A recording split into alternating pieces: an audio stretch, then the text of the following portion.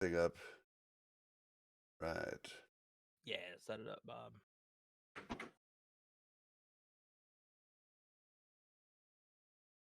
On this one, I can Oh, remove. see what camera comes on. There we go. Cool. Nice. What's going on? Going on? We are live and unmuted. I'm trying to fix all the names up and everything. Live and unmuted. Live and unmuted.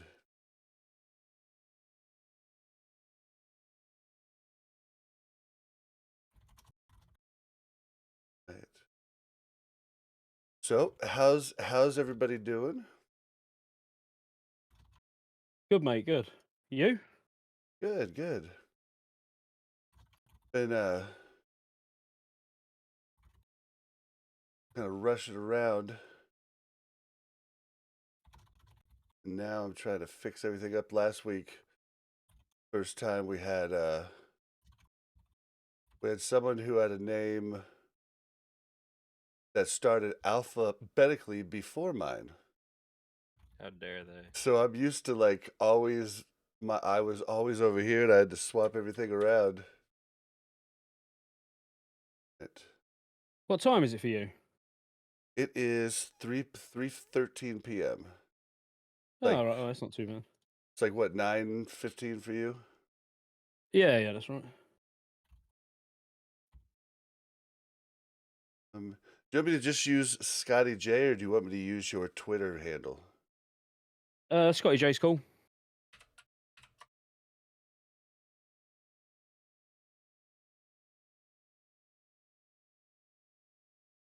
Page Bell. All right. Okay, one other thing. I forgot to tell you prior. Hopefully it's not a big deal. But we all record our audio locally. So for the audio version, I put all the tracks together with each of our voices, and it just makes for a clean cut. I can cut stuff. You know, if someone starts talking before the other one's done, I can actually just make it so they start talking when the other one's done. It's just a much cleaner product for audio. What we usually do when we have streamers come on is we just have them open up OBS, create a new scene, mute desktop audio, and just have the mic, blank screen, nothing else. And if you record that, then I can use that MP4 and rip the audio from it. Yeah, sounds good, mate. I'll sort it out now. Sweet, sweet.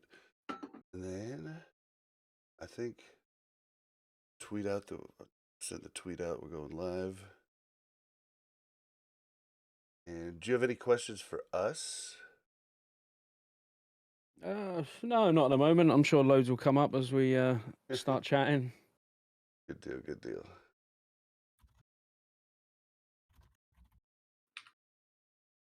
All right. What's up, chat? Thank you guys for coming. We'll be getting the show started shortly. I think I have everything on the stream set up right. Someone talk. Give me a sentence. Hello, a proper cup of coffee in a copper coffee cup. Okay. All right, chat. If anybody's too loud or too soft, let me know during the stream, and I'll try to fix it on the fly.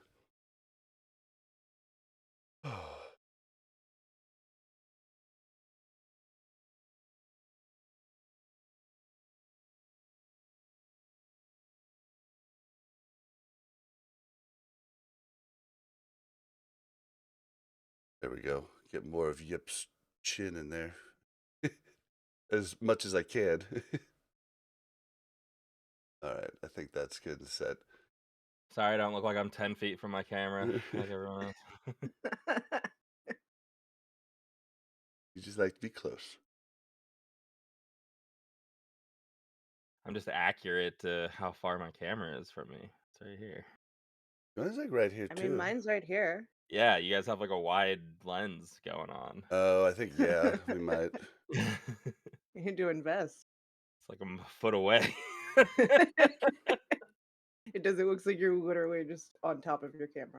You look like you're 8 Say feet away from your hello. computer. You look like you couldn't see your monitor from there. I wouldn't be able to with my eyes, dude. Without my glasses, like I would not be able to see my computer at the distance it looks like you are. It's like, how do I read Discord?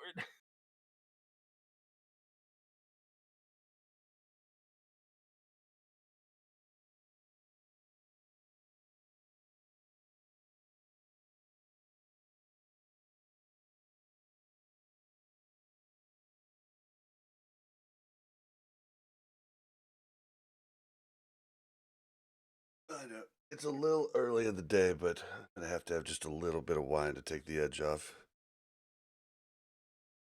This is my first day not drinking for about probably 2 years. Really?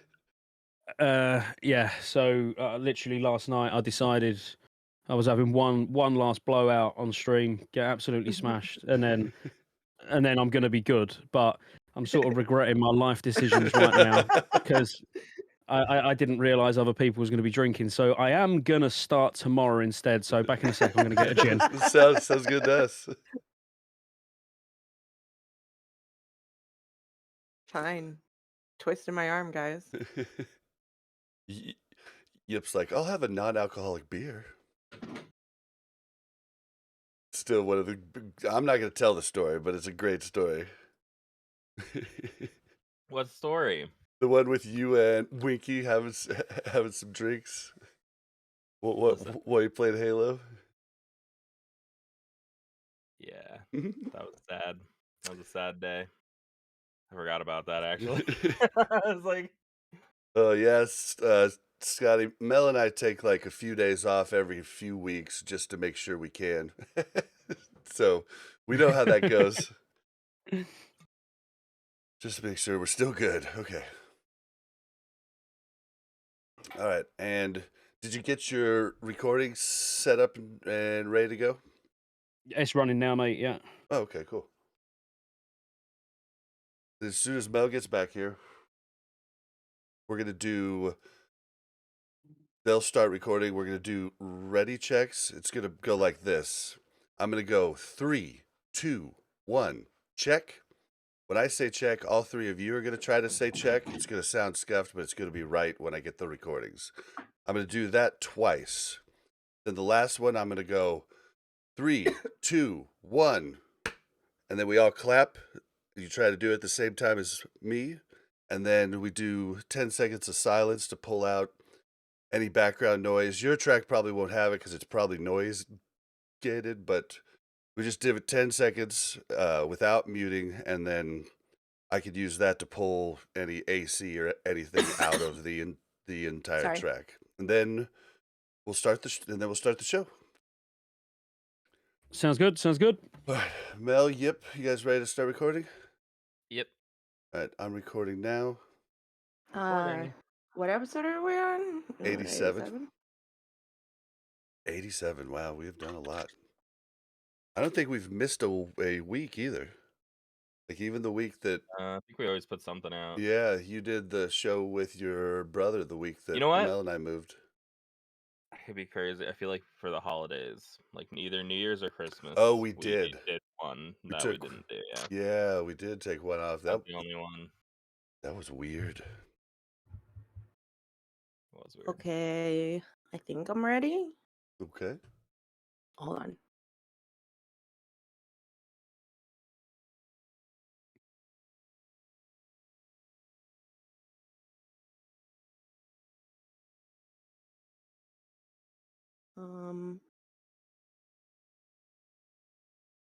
Okay, I'm recording. All right. I'm going to start the count.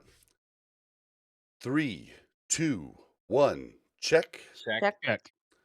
3, 2, 1, check. Check. Now the I thought it was a clap. Sorry, do you want to do it again? No, it's fine. We'll just do the clap. That's why we do 3 of them. 3, 2, 1. Now 10 seconds of silence.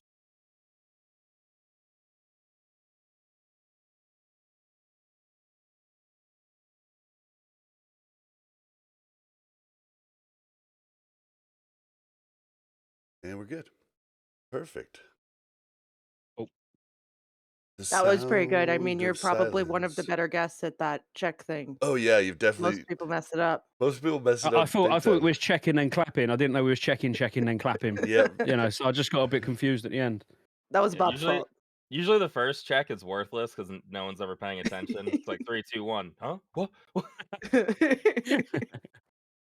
Yep.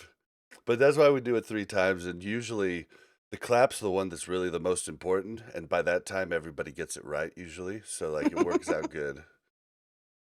But that's how I line up the tracks because we're, you're across the pond. He's on the East Coast. We're in the Midwest. Like, there's a little bit of latency there, but it all works out when it goes to post. All right, am I Cool, cool. forgetting anything?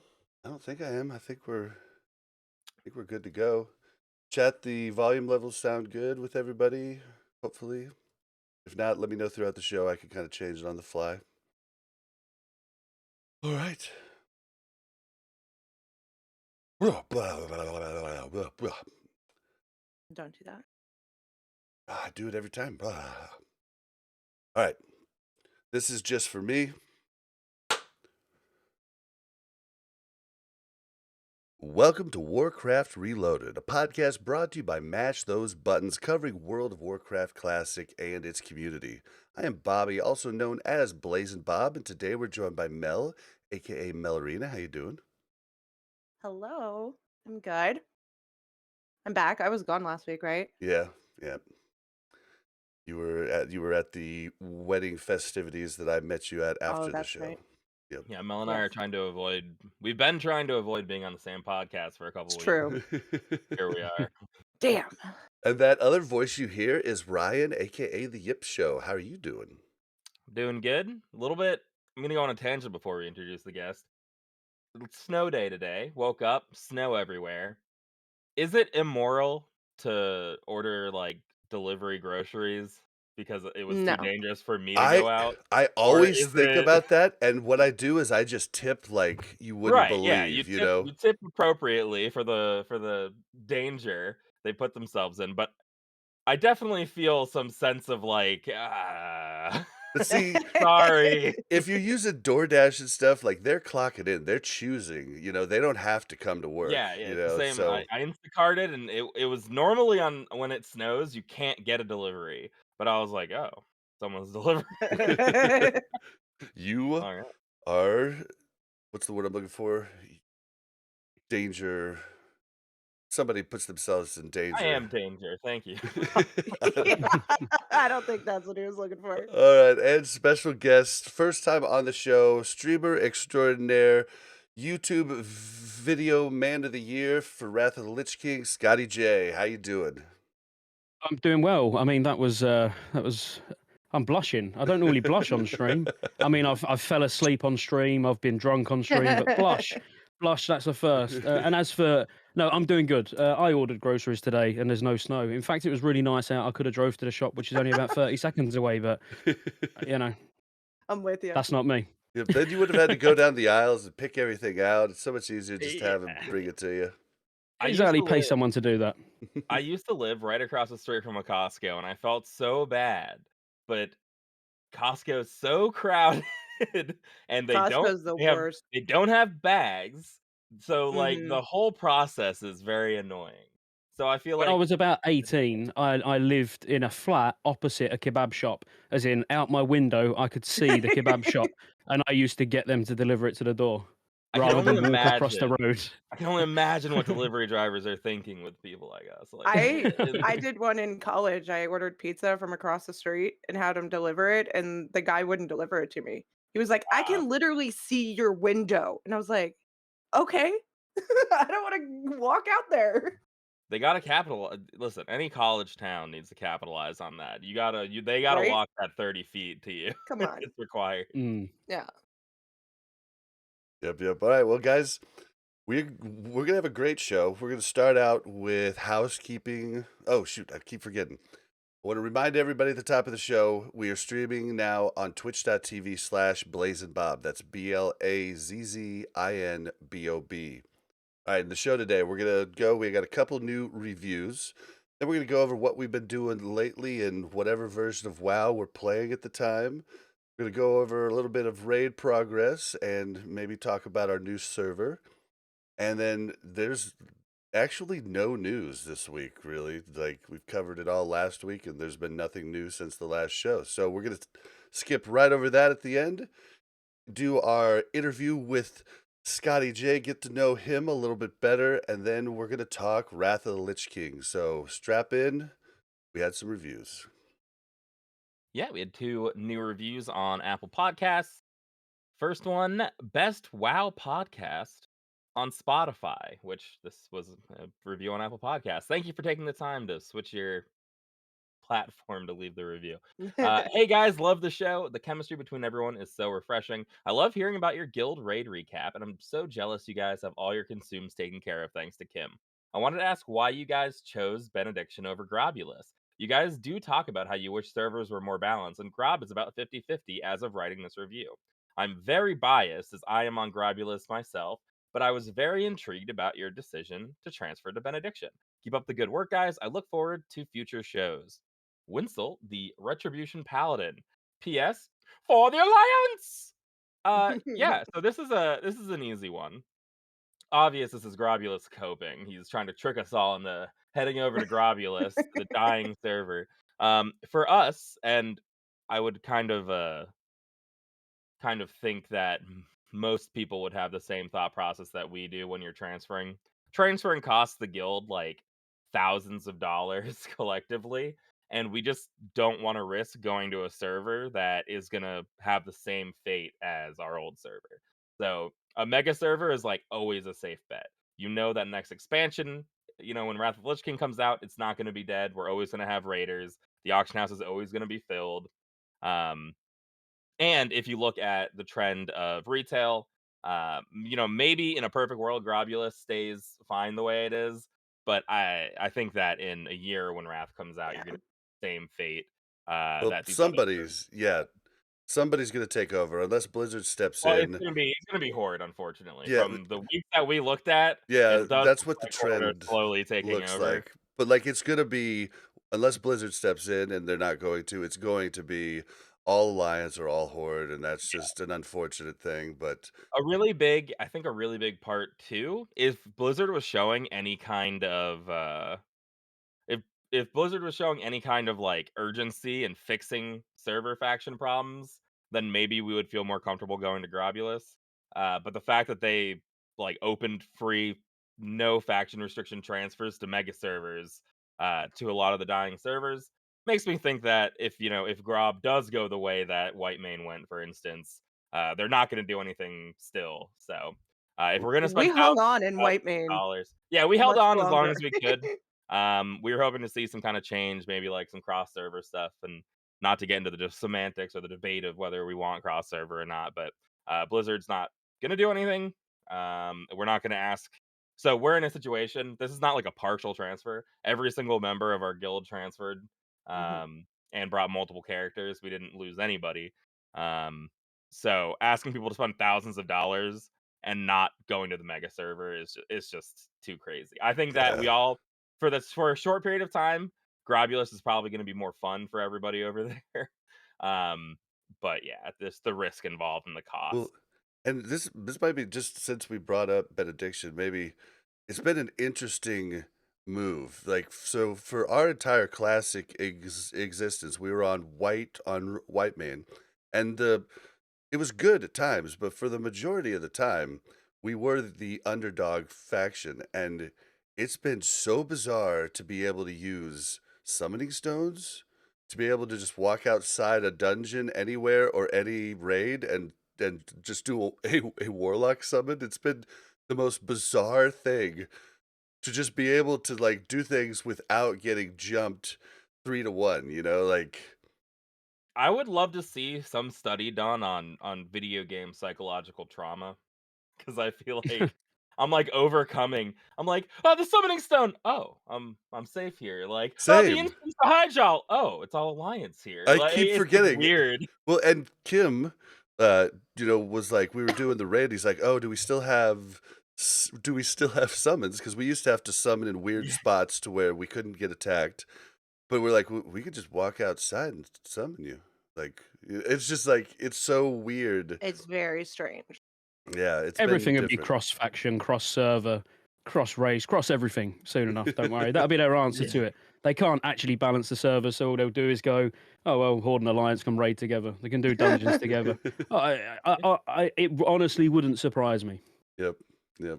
No. But yeah, that's why we chose it, and we're happy with our choice. I did want Grobulus, but I have to agree with my guildies when they make the argument that the trend just shows that Horde's growing there and Alliance is staying Pretty much the same, but Horde just keeps growing there, so In an idealistic world, Grobulus is definitely better, but we live in a world where you have to pay $25 per character to transfer, which is just crazy. I Crazy. think and I don't wanna re-aggravate myself with their, like, bundle discount retail deals they were giving out, but some sort of deal or, $25 means you can transfer any amount of characters from one server to another. These sort of things, might make everything more palatable, but we had people dropping $100+ just to so they can play the game.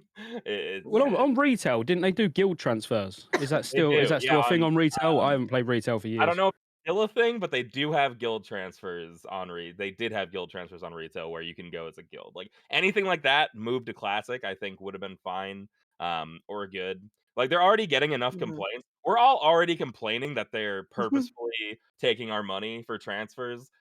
Even if they had, I think they would have gotten the same complaints if they implemented like a bundle deal or a guild transfer, but at least it would have been cheaper for everybody who has to pay. But hey, yep. we had to move. I was like very benediction for the record. I basically said we had an officer meeting, we talked a long time about if we should transfer and where. And I basically said, like, if we're transferring somewhere, like, I'm just gonna go to benediction. Like, if our guild's not going to benediction, like, I'm not gonna pay money and end up on another server that like I won't be able to play in Wrath of the Lich King. And that's just too crazy for me. And if I can't raid, I'm gonna quit. That's pretty much like what it comes down to. If we're in a Aw. situation where we can't raid for a couple of weeks, I'm just gonna lose interest altogether. The only thing keeping me in classic is consistency. I've been doing this every week. It's just my routine now. But if I took a few weeks off, I'd be like, well, all this free time I have, this is incredible. Do I really need to do high jaw for another 6 months? Do I? Yep, well, Scotty, you're in good company because, Mel and I haven't played retail since Cataclysm, so Oh, a lot longer than me. Yeah. I mean, I've had stints on it. I stopped playing in the beginning of Legion, and I went back for BFA for a little bit. Done Shadowlands beta, but other than that, I just can't get back into retail as much as I try. Hope 10.0 might change that. Who knows? oh, I guess I take that back. I did log into Shadowlands beta just because they gave it to me, so I was like, "Okay, well, I'll check it out." But, okay, so Yeah, well, thank yeah, you for your thank you so much. review, and we have one more. Keeps me connected. Hey team, I look forward to listening to these episodes each week. I don't get to play as much as I'd like to these days, but these podcasts make me feel like I'm still connected to the community. Thanks so much for great content. For the Alliance again, Arrowhead. Wow. There For the are alliance Alliance. out there. There are Alliance out there, and they're reaching out. They're connecting. If we all join up together, we can fight back. Good luck. Alright, so what's everybody been doing in WoW lately? Who wants to go first? I'll Mine go. will take ages. I'll go second if you want. Cool. Perfect. I'll go first because mine will take not ages. Raid. We transferred this week, basically. We Mhm. raided Whitemane last week, Benediction this week, and I was like one of the late bloomers to Benediction because I was like sad and putting it off. I was like, I'm not giving him my money yet. And I just sat there on my dead server looking around. It was pretty Called bizarre Horde. seeing everyone leave the guild and disappear, but yeah, I mean, I had a solid raid log week this week. Nice, nice. Mel, yours is pretty short too. You wanna go? I also raided with Yip, except for when he stabbed me because he hates me. And then I did a little bit of hardcore. My priest is at 53, 54. Ooh, nice. 54. 54, Yeah. yep. Yeah. So we're getting there. Um, and then other than that, I think, oh, when I transferred over, so somebody said something like, hey, make sure all your add-ons are working before raid. I was like, okay. So I did. I made sure they were all working, and then I get into raid and I realize that the heals on my heal bot are all different. Like, so I checked to make sure that they were working, right? But I didn't make sure that it was the right spell. And so then I'm like, luckily it's Hyjal, and the first few trash pulls aren't really like anything to like worry about. But I'm like sitting there like, well, crap. Like it's just muscle memory at this point as to what spell it is with what click, right? And so I'm like, I think that was flash heal. I think this one's shield. And then we started like the first pull that I could heal, and I was like, nope, that's not what I wanted to do. Like the whole like first 15 minutes, I'm like, oh my god, like why would that happen? Why would it happen There's some that weird all my heals would stuff. change? Yeah, some stuff didn't come over for me too, and it It's was weird. it is your WTF folder, I think, that saves like add-on preferences that don't always transfer. So like for me, I had all my add-ons were there, all my keybinds were the same, but all my bars were back to default. So like the bartender info didn't move over, and I was Same like, what the for hell? yeah, same for I, Domino's. Well, yeah, I so had it's bartender downloaded, I guess, and I had turned it off. But when I logged in, I had bartender and Domino's, and I was like, "What is yeah, happening?" everything gets turned back Oh, it on. was I've got like horrible. I can't open my bag. I'm like, what's going on? What add-ons making it so I can't open my bags? Yeah, it was a hot mess, Oh but man. I figured it out, so we're good. Awesome. Well, Scotty, what about you? Uh, yeah, I thought it was going to take longer than it would, but actually, all I've been doing is raiding. So I'll leave it there. No, not really. I've been gearing up every single class on Wrath of the Lich King, most specs.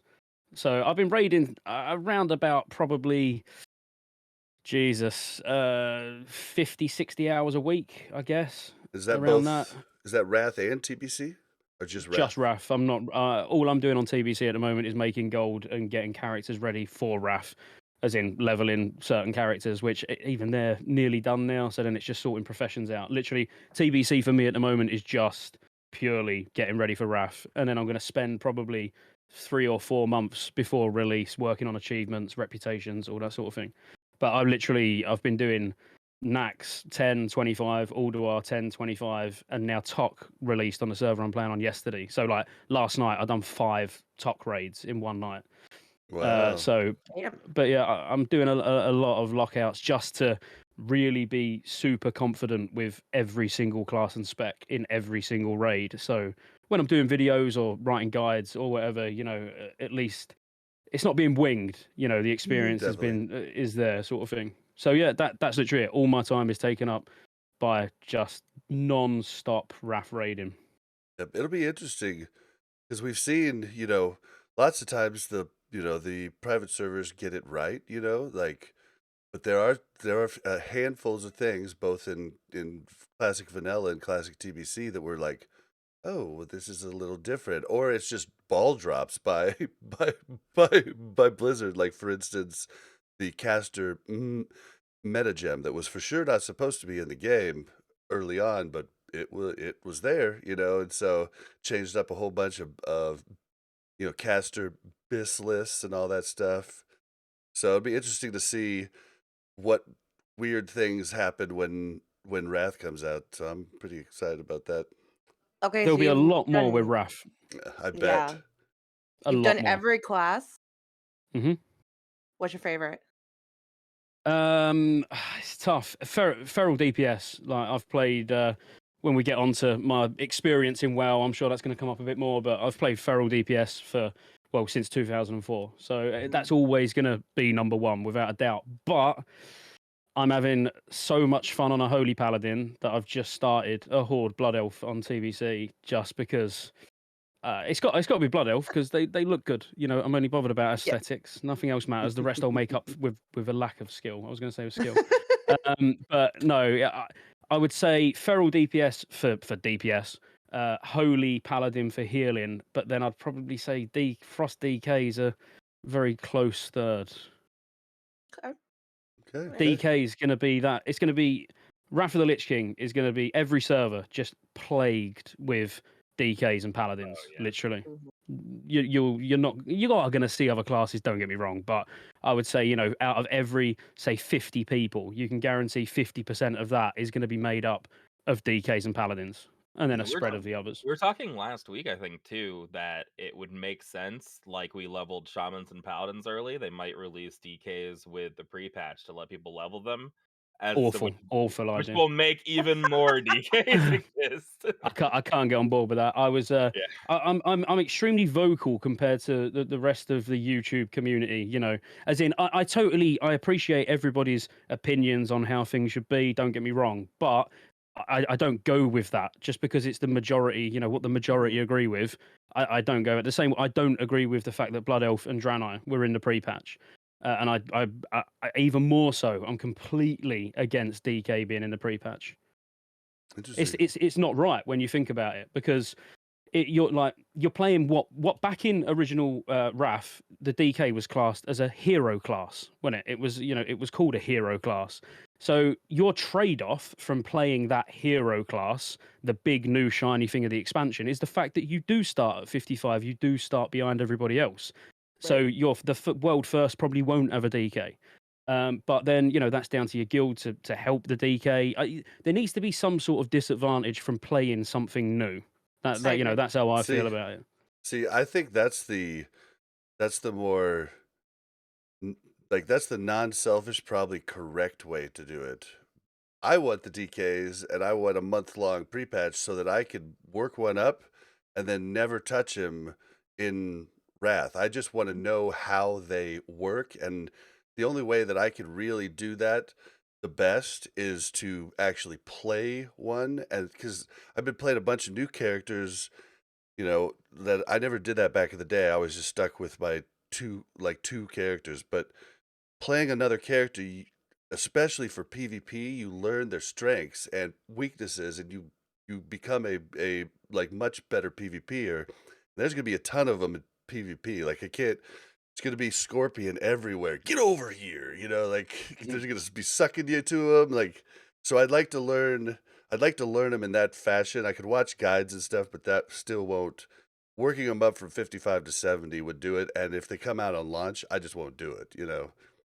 So Well, that's what you kind of said where I'm at. was the point there when you said like it's the most non-selfish way of doing it. As I say, I've just gone through what my favorite classes are, and my main characters in Wrath Classic. I want a Holy Paladin, well, Feral Druid. That goes without saying. Holy Paladin, a Rogue, which is going to be my farmer, and a DK. So for me, selfishly, it would be great to get DK in the pre-patch because that is one of the classes that I'm going to want as quickly as possible. But I'd still rather it wasn't there. I'd rather it weren't there and we had a 4 month, that'd be a bit long, a 4 week pre-patch, Definitely want a 4 week than if it pre-patch. is there and we only get 2 weeks. Because the pre-patch is a really unique time. It's not one that you can even relive on private servers. We're gonna get X amount of weeks of it and then that's it. So I personally want it to not drag out too long, but having TBC end tier content as a playground for your character with level 80 talents, it's just a unique time. Yep.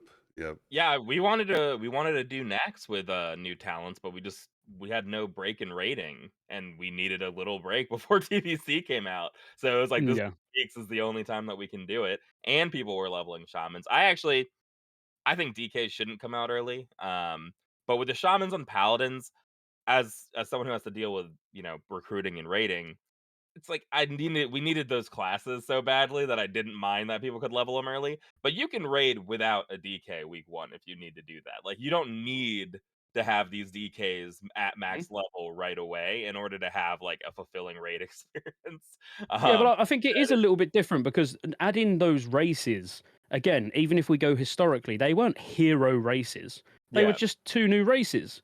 But there's meant to be a big deal around new classes. A new class is a big deal. Whereas new races, just so, all right, the Horde get Paladins and the Alliance get Shamans, it was neither in or there, really. Because, like you say, at the end of the day, all they would have done if it weren't in the pre-patch, they'd have still been boosted in one day to 58 and been in Outland. Probably. So it's not that damaging. But yeah, I think it's just my opinion. I think DKs should come when the game drops. Yep.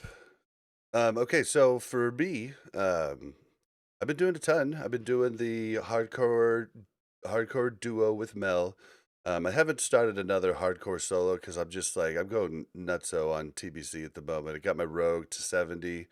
it's been crazy, like, to see the change because I've been able to get gear so much quicker because my raid has been gracious enough to let me come to 2 different gruels and vashes, and, been able to get those tier pieces and turn them in for PvP gear, and then on top of that, all the PvP stuff is way cheaper, faster to get honor.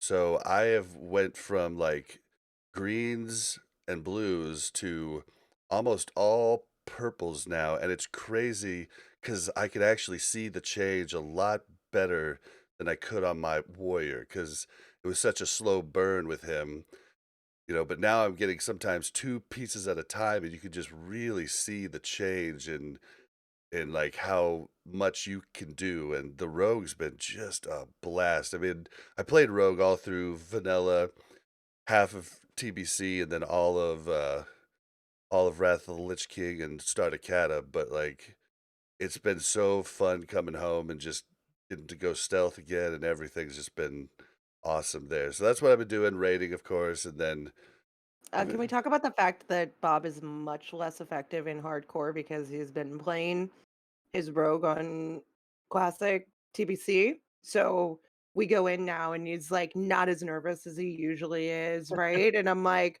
wait a minute. Wow, we're gonna die. Yeah. I'm just a Like I little almost more died because he didn't take aggro and this leech just banging on me.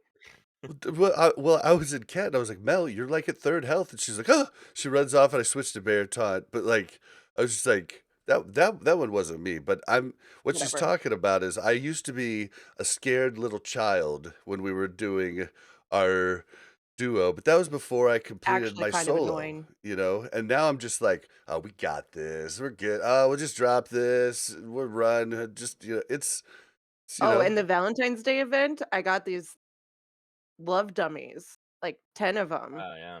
that are basically just like target dummies. They've saved me a couple times. What level's your duo? 54. 54, and I'm a druid feral, and Good she's a choice. priest. Dude, I'm not gonna lie, like, I've thought about working up a feral druid because it's been a blast. That's the first druid I've ever worked up, and it's been an absolute blast. It was a little rough till we got cat, but Mm. after that, it's just been like, I'm a god. I could do anything for any situation, Like, it's so cool. Can we You ever talk play about the fact Paladin that before? Yip is a feral druid tank right now, and we just found out that he's terrified of bears? I'm not. Is this the second time you Mm, brought up my bear phobia it's in a? weird. I'm not. Weird. Listen, He it's has rat. recurring The nightmares about definition. bears. Hold on. The Are we talking definition. proper bears or teddy bears? Because one of I'm those talking is about normal, one of them's pretty weird. proper bears that you run into in the forest. Okay. Listen, How a often does that phobia. happen to you? A phobia is two things. One, an extreme, or two, an irrational fear to something. Being afraid of the most powerful North American animal is not irrational, okay? It is it's totally reasonable. And I don't have a phobia. I just sometimes dream of running into bears and it's inconvenient to be honest with you to run into a bear. I'm glad it hasn't happened in real life.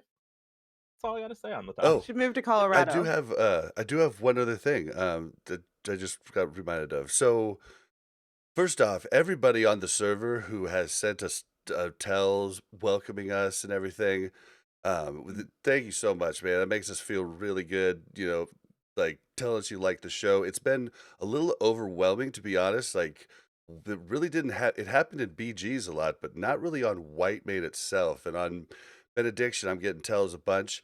If I don't write back, a responding message, it's because I'm AFK. I've got 2 accounts, and I'm probably not on that account currently because they're both running normally. So it's not because I don't Uh, appreciate it, but yeah, but that's can not I what I give a want to special talk shout about out though. to Tanaman Oh, because go he ahead. messaged me and not Yip.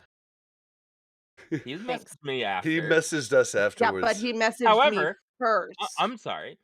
Who had a conversation with him? I'm pulling out You guys get message. You're like, "Oh, hi, thanks for being a fan." I pull out a message. I'm like, "Oh, someone messaged me and we're talking about the Highjaw bug," and you guys are like, "How? Why are you guys talking about that?" Because I carry conversations with these Oh, fine fellas who yeah, message that's me. right. Well, I You know, have too, in Yeah, fact. so don't message I Yip have a or he'll little. draw you into this boring conversation about Highjaw. It's true. I'll just start talking to you like we're friends already, but in like a boring way. So how was work today? What's the weather like where you're at? So, so special shout out to Icano Warrior. We were shooting the shit back and forth, and I was like, "Let's duel, but tomorrow, because right now I'm hammered." And he was like, "Okay," and I was like, "All right, high noon." And then so the next day I log in and he shows up. He's right there. I was like, oh yeah, the duel." So we go outside Shet and we duel, and he whoops my ass, right? And Or what class? Warrior. Are you also warrior? Yeah, yeah. Now, Okay. in my defense, he's a little bit more geared than me. Like, he's got all his merciless stuff Mhm. and some of his, new whatever the new one is. And but either way, he whooped my ass a few times. But then others started showing up and it just turned into a little like group duel thing. And it got me reminded of old TBC and Ironforge and everybody dueling outside Ironforge, and I wish we could get that back, but they reminded me about Wrath and the sewers, Yeah, everyone goes down to Mhm. the and I sewers. can't wait for that because dueling will be back and easy to do, just for, a few duels whenever you want. That's something that's pretty exciting to me now. Well, that's another benefit of or a benefit of benediction. There's no way to make that more of a pun than it already was. Benefit. The benefit. So to go back to, I'm gonna rag on Grobulus again really quick because I do have some more information here. So at the beginning of January, the Horde were 38% of the server. They're now 52% of the server.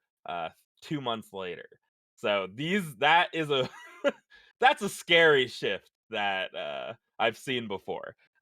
Two though, there's like 8,000 rating alliance on Grobulus, which is cool, but raiding alliance doesn't mean that they're playing around all the time, right? Like we had like 1,000 raiders on Whitemane, but no one's doing heroics, no one's leveling, no one's out there. But with benediction, when you're rocking 30,000 raiders, you do have people who are willing to go duel. You've got people who are willing to play more casually, as opposed to like a dying server usually ends up with like raid logging raiders because they're the ones who don't really care that much if their server is dying. They're just logging in, doing their raid, and logging off. So I think benediction has a lot of like social benefit to it as well. That I mean, I haven't been on Grobula, so I don't know. I think it is like role play, so maybe there is like a cool little social community there too.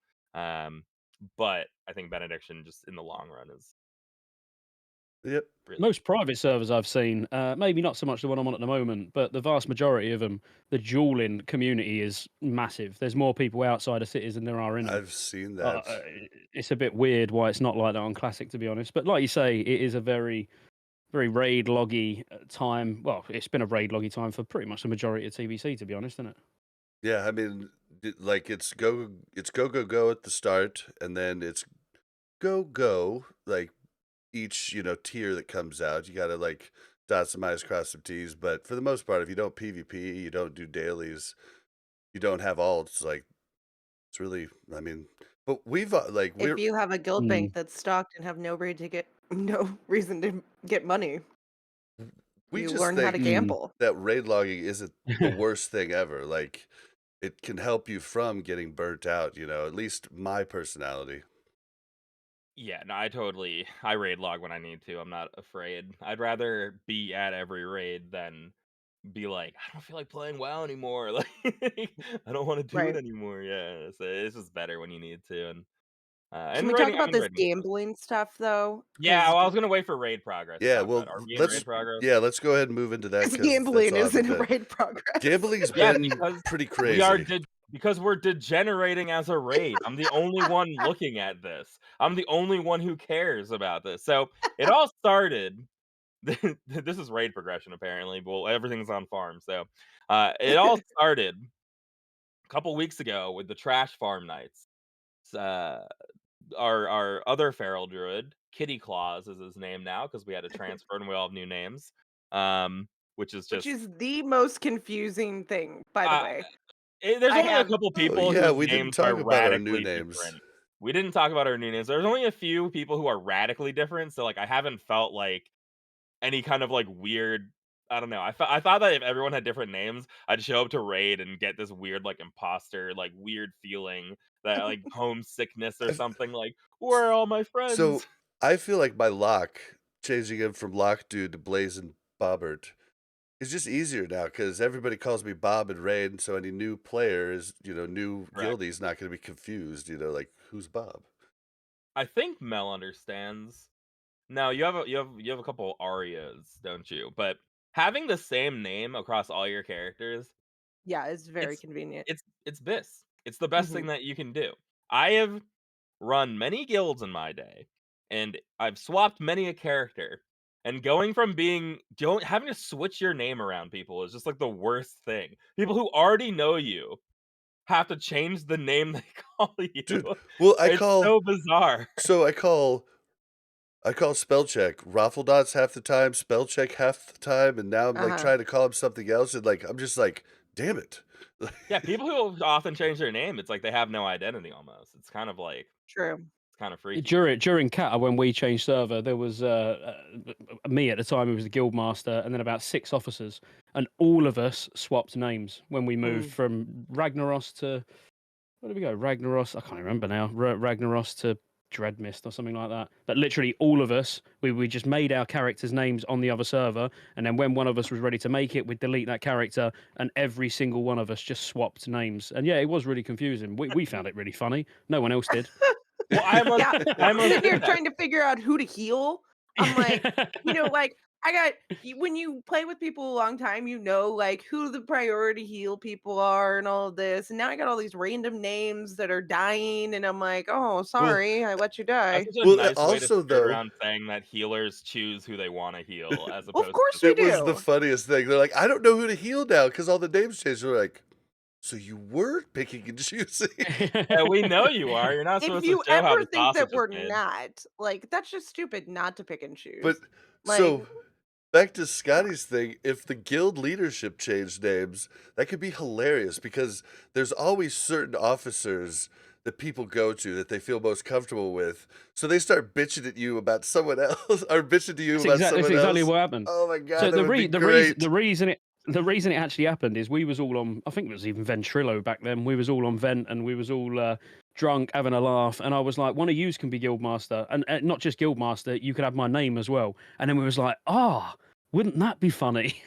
wait, so you And then switched names like between each other, Yeah, didn't get swap, like like between totally each other, yeah. different. literally swap Yeah, between. yeah. So the But my that's name funnier. back then was actually Razmadazzle. I don't know why it had to sound like some 80s porn star, but still. So then we had yeah, I'd been the guild leader literally since TBC, not vanilla, but TBC. So then our rogue main changed his name to Razmadazzle, and I became his name.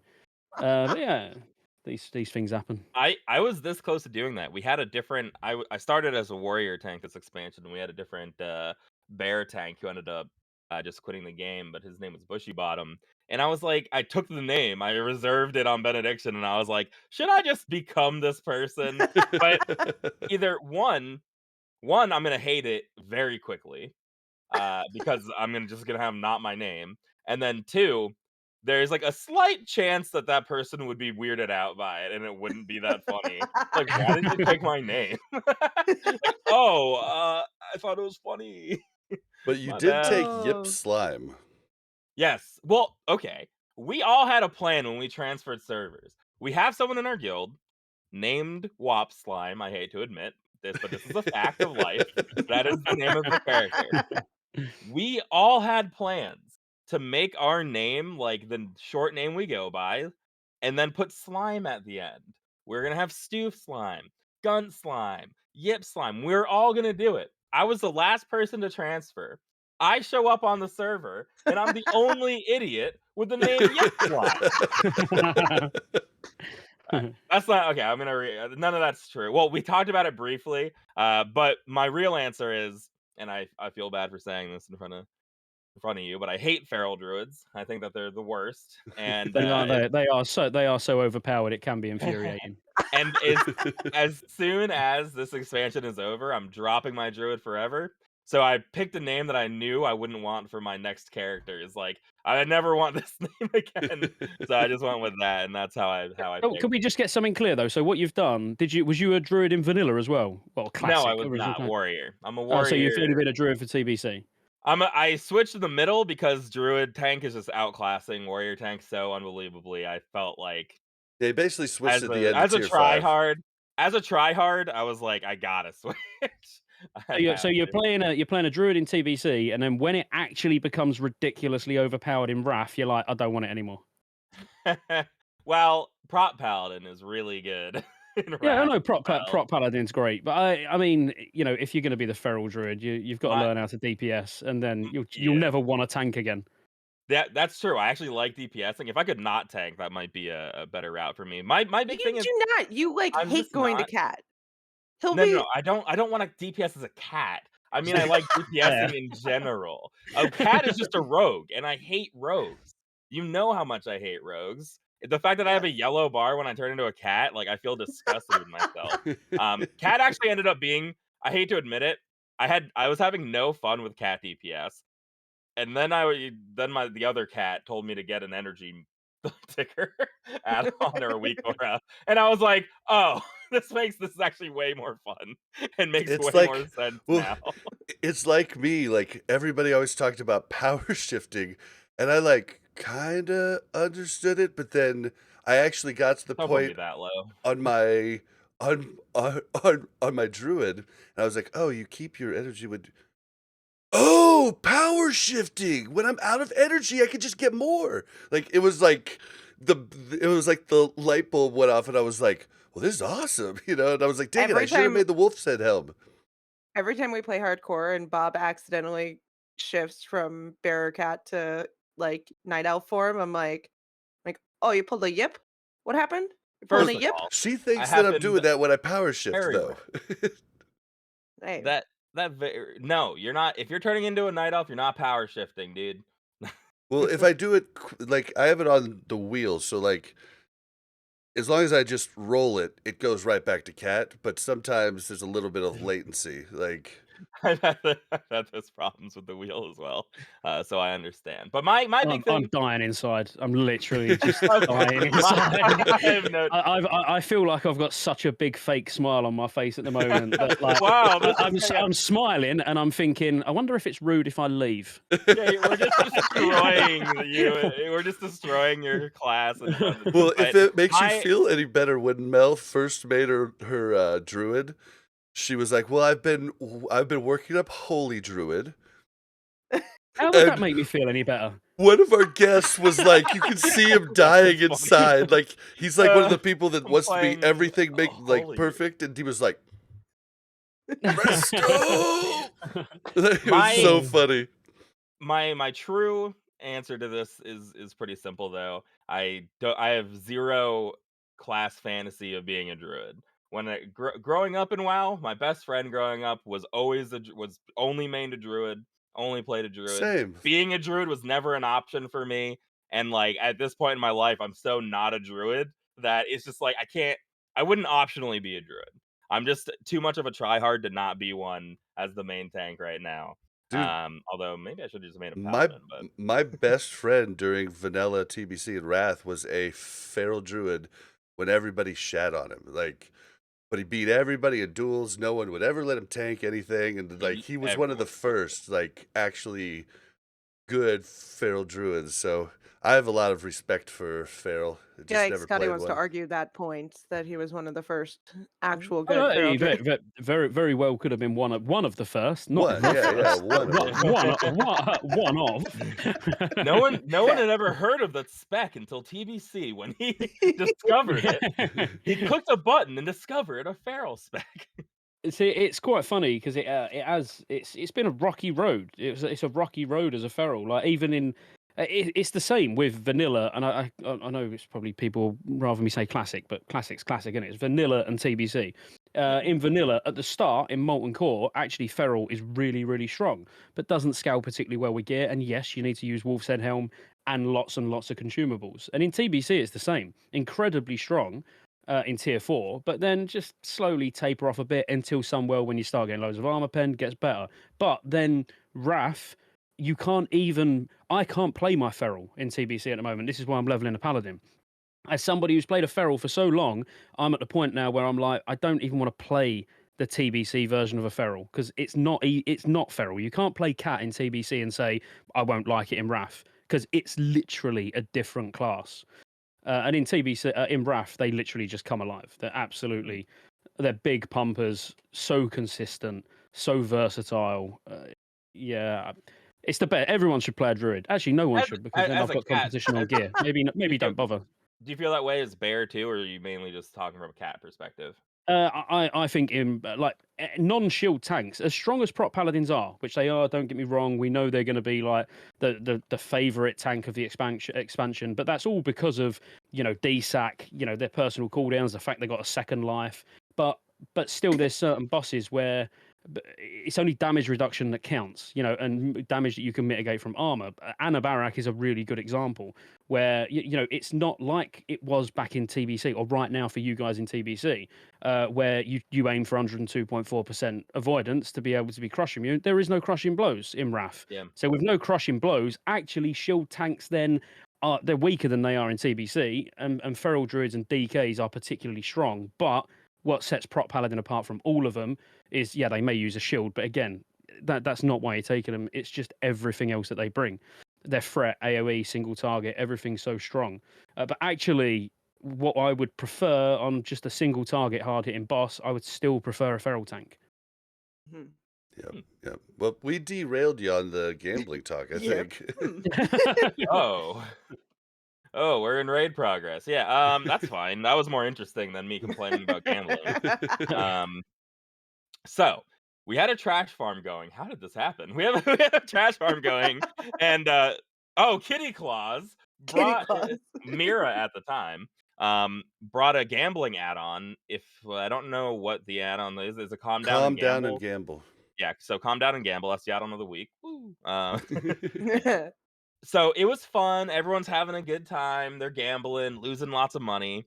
Since then, we have ramped up the amount of money we're gambling so that individual gambles, you can lose up to 2,000 gold on a single gamble. I wish we would put Sorry, a what is it? cap on What that. gambling on what? What actually? I don't understand. How does it work? It's like it's an add-on that supplements a bunch of like roll mini games. So there's like a Yahtzee where you roll like 1 1 1 1 1 to 9 9 9 9 9. You try to get like doubles and stuff. There's like a tournament style where you just roll ones and twos, and whoever wins is like the the person who losers rolls bracket and the winners bracket, and then they play each other. Or they'll just be normal, like high-low. If I roll 100, you roll 50, you owe me 50 gold and stuff like that. But it's like 7 or 8 people joining it. Yeah, so you can have like 10 people join and roll, and like your chance of losing money is low. Your chance of winning money is low, but you can have some pretty insane swings with these some of these games. But literally downloading it now, I'm sold. Oh, listen, it's fun,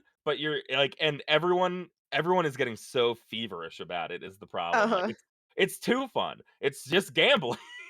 And everyone is like really into it. And at first we had a rule that was no, we're not going to gamble during main raids.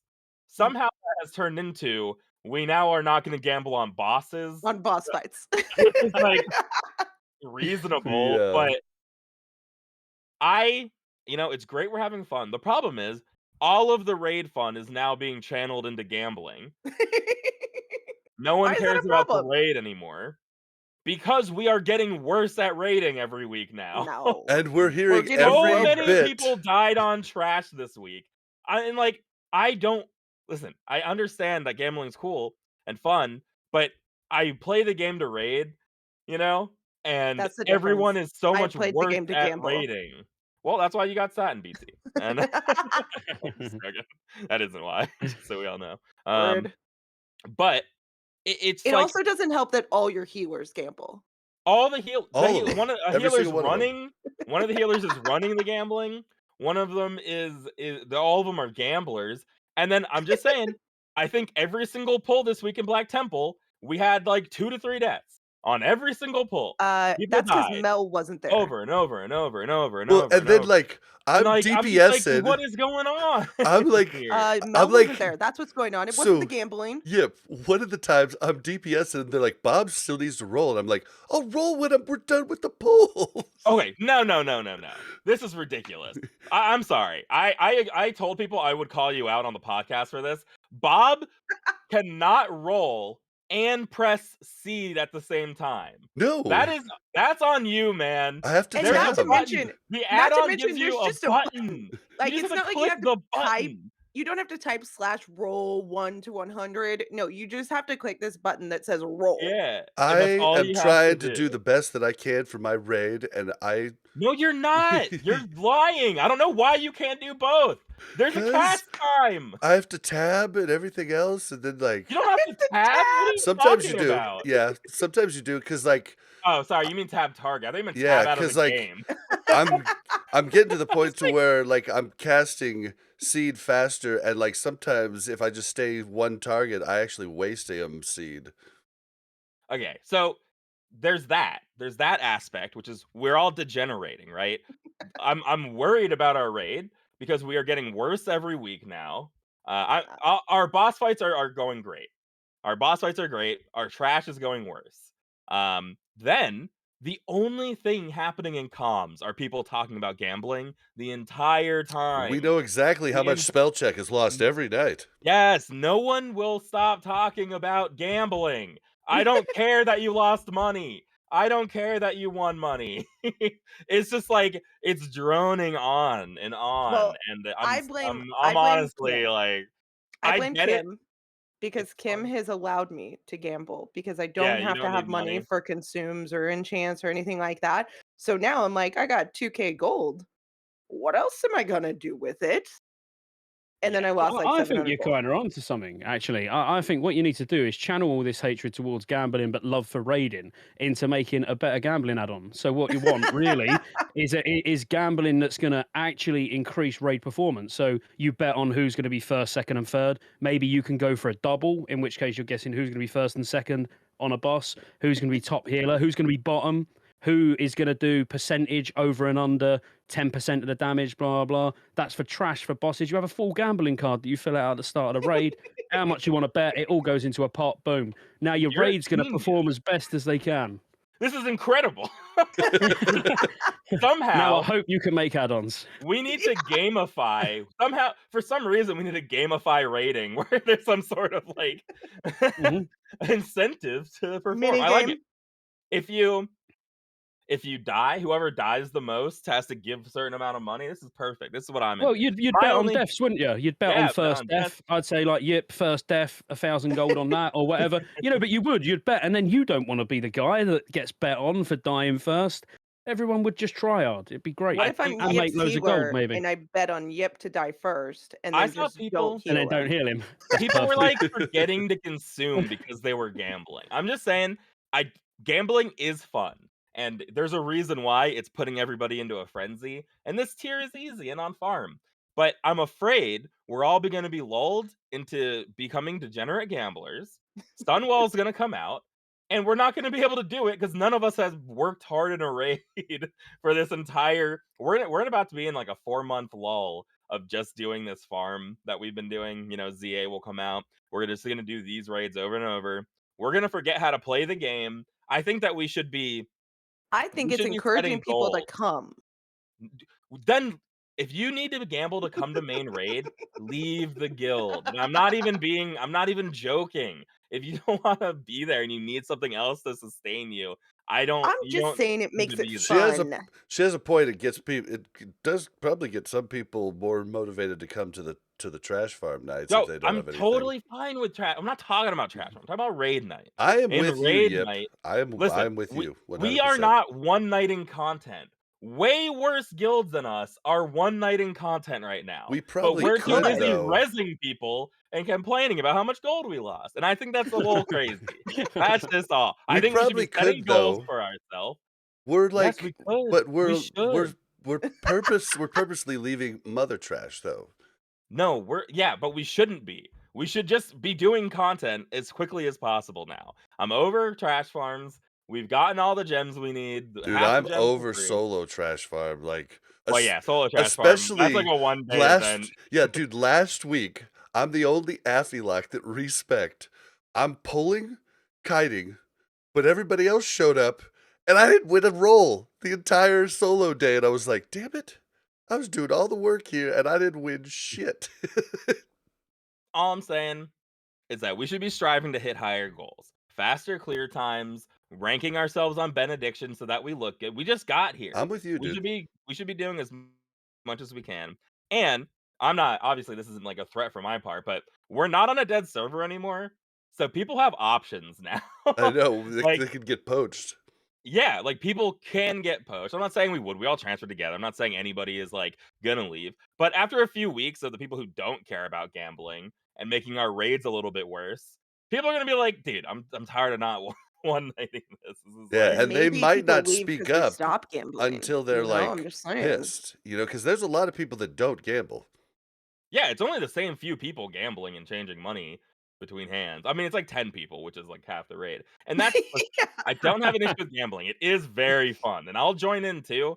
My only problem is that if raids get worse, then I just think we need to put a cap on the amount of that we I can really gamble. wish we Because would when I do that. our accidentally join a 5,000 gold gamble, I'm like, what is going oh. on? We have like this creep.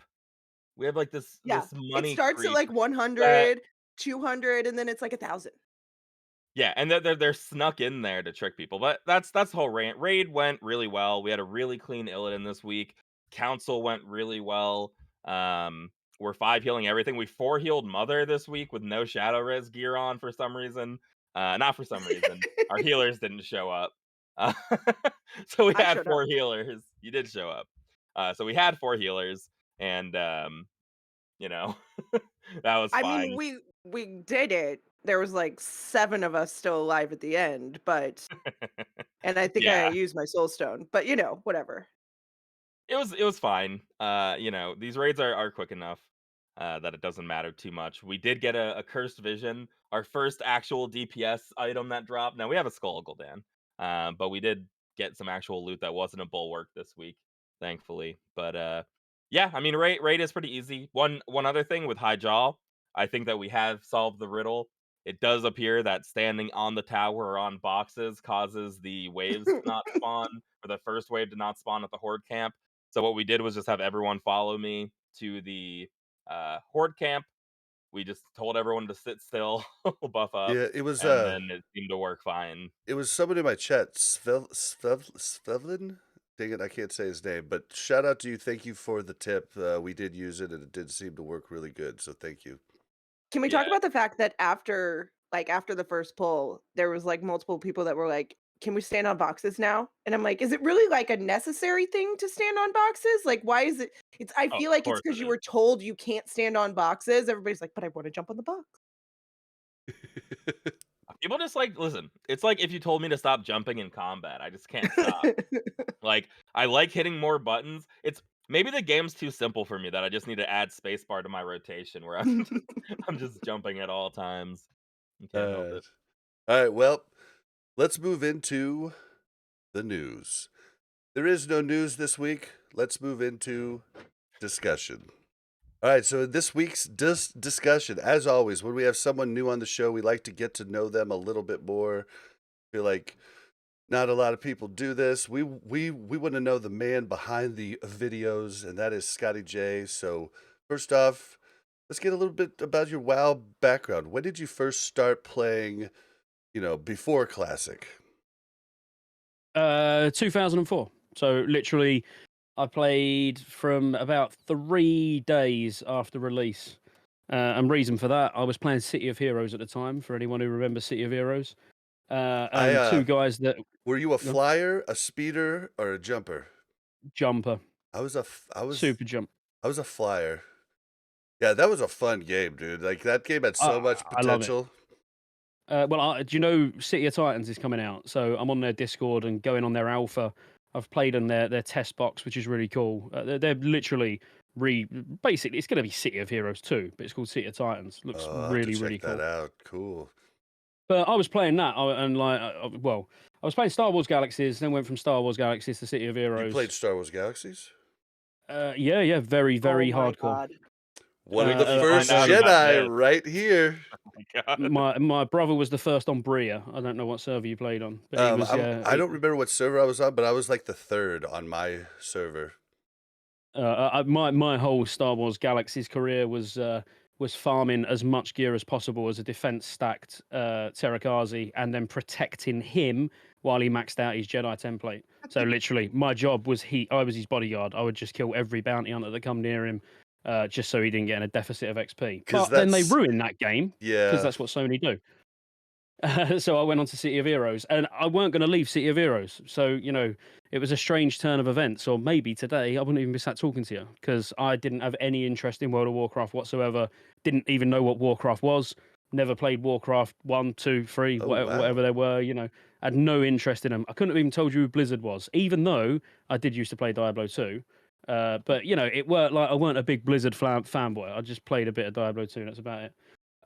But the two guys in the guild said they were going to get World of Warcraft, and I was like, well, you let me know if it's any good, and then I'll start playing it, and then the rest is pretty much history. So I played retail very high standard, all through vanilla, TBC, RAF, Kata, MOP, Warlords of Draenor, and So you then I rated got 40 to hours a week? yeah. I mean, don't we miss was that. Ugh. well, we was server first on pretty much every boss Oh from wow. the end of TBC all the way to Warlords of Draenor. We was In yeah. vanilla, Mel and I were server second on our server. The Horde guild was just way better than us on our server. But yeah, we remember the progression over and over again. Yeah, in vanilla, I wasn't. Yeah, I mean, I still cleared everything. I never actually cleared Nax in Same. vanilla. I was in the second best guild on the server, and then I joined the number one guild on the server, and they fell apart at Four Horsemen. We fell So then apart I big just stopped time. raiding. Yeah, like basically people were quitting and we were getting new people and having to go back to BWL and MC, and like we only got 4 bosses in Nax. Like it was bad, and the guild just kept losing people and there was just no way to go on. TBC was announced, and I think that's Yeah. the story for a lot of people. Oh yeah, definitely. But then yeah, played, and it was in TBC when I started a guild, and I mean, there's probably people watching the podcast now that are from the guild from back in the day. You know, we've stuck together through all. Well, we all got Wow. back together for Classic, and we all play private servers together, and Nice. yeah, there's a lot of us. But yeah, and then it weren't the Legion. I got to 110. I believe it was 110. That was max level in Legion. And then I never actually done anything. I literally dinged 110. I started a new job around that time, which was extremely demanding, and never looked at WoW again until 2019 when Classic was getting announced, and then came back and then started making content. And that's just what I do now. I just play WoW and drink gin, and everything's good. Yeah, so Uh, a question for you, like when you came back to Classic. So Mel and I initially came back to Classic thinking I'll get level 30 or 40, maybe get a mount, nostalgia, this would be cool. And it was just like a couple weeks in and I was like, no, dude, I'm back. Like, did you come in thinking it'd just be like we'll do this? Or were you thinking, oh, I'm in this for the haul? Mine was the complete opposite to you, and when I say complete opposite, I booked time off work at launch because obviously I was actually working Well, a real job, you know, a I proper did man's that job too. then. And me and my brother, we like my brother's older than me, but we've like all you know, we play like I say, Star Wars Galaxy, City of Heroes, WoW. You know, when something like a launch happens, we normally get together, either it is or mine, and then just no life it for a week or whatever. And that's what we've done. We like literally created more or less sort of matching character names. I was Flip, he was Flop. That'll be done. And we was going to go really hard, but strangely, I quit at 51. I got so bored of leveling. He got to 60. I think he was one of the first 60 hunters on the server, and I just gave up at 51 and was like, I just can't even be bothered. And it weren't until then he started doing all the pre-raid gearing and that, and I was like, man, I just need to get it done. You must Like, have been Alliance, huh? we was Alliance on Because Earthshaker EU. like 50s is rough on Alliance, man. Yeah, I'm really, really bad at leveling. Like, as in, I've got a lot of characters. If I was to tell you what I've got on TBC, you'd think I love it. But I hate leveling. You know, as in, What? and honestly, I detest it. That's why I agree. on private servers, put it this way, there's a private server that I started playing recently, Apollo 3, which is a Cataclysm server, and it's ×3, which ×3 XP sounds reasonable, don't it? I quit there at 55 because I couldn't be bothered. It was too slow. I want ×12 or nothing. It's like, give me See, ×12 and I'll do it. If I can get to max level in 8 to 9 hours, then I'm happy. Anything longer than that, what's the I point? I I never love really questing. see. I kind of like questing a little bit in TBC, but like I really never enjoyed leveling until hardcore, and that was when I finally was like, "Oh, this is actually fun with the hardcore rule set." But any other time, I'm like, "Get me there as fast as possible," and I took boosts on different characters. Like I'm not like I'm not making any excuses. Like I don't want to go through all of that crap. Like I like the end of the game. Sue me. I agree with you. I loved hardcore. Like absolutely, like I was a big advocate for hardcore, and I really wanted to stick with it. But there's a real big problem that when I'm doing hardcore, I'm streaming. When I'm streaming, I drink.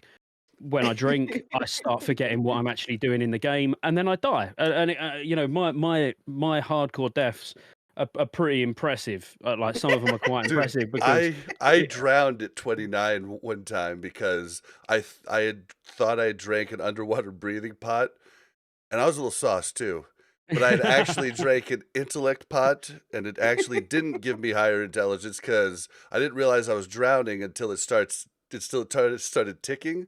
And in classic, like vanilla, like you die fast when it starts to tick. Mm. Like it just chunks you, and it was the I worst. died to the Oni boss in Stormwind on my first hardcore character.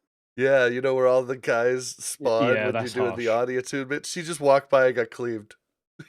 But I do stupid things, like I'd start at like the start of the stream, I've been live for 5-10 minutes.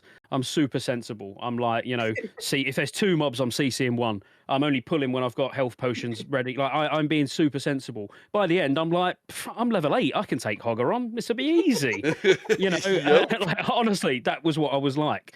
We done a duo hardcore, me and Inform, and we was in the Red Ridge cave with the elites in Red Ridge. Mhm. Not Red Ridge, sorry, not Red Ridge. Lochmoden, at the top left, the Oh, elites in oh, there, Yeah. the the top ogres. right. Yeah, the top right, the Yeah, yeah. ogres. Yep. We was doing that at like level 12 because I was like, "We can do it, mate. We can do it. Have faith. How much you had to drink?" And he's like, "I've not started drinking yet." And I'm like, "Well, I've had enough. We'll be fine." You Dude, know. I would have people in my chat begging me, "Bob, just fish or something. Stop playing." And I'm like, "I'm fine. We're good." Oh my god.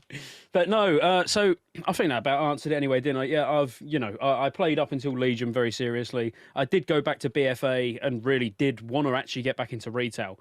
I've got for people from our guild, like I say, that we played with all throughout the expansions. They're still playing retail, and they like boosted me through mythics. They literally boosted me to whatever level it was. I can't remember what was it in BFA. Was it 50 or something?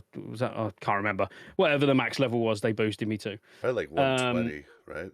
was it 120 and Yeah, then they the didn't. squish with They crunched Shadowlands, it. wasn't Yeah, it? they crunched in Shadow. Yeah, so they boosted me in some dungeon and got me like to 120 in about 15 minutes. It was ridiculous. And then got all the gear in Mythics, started working on the legendary cape on neck, whatever it was.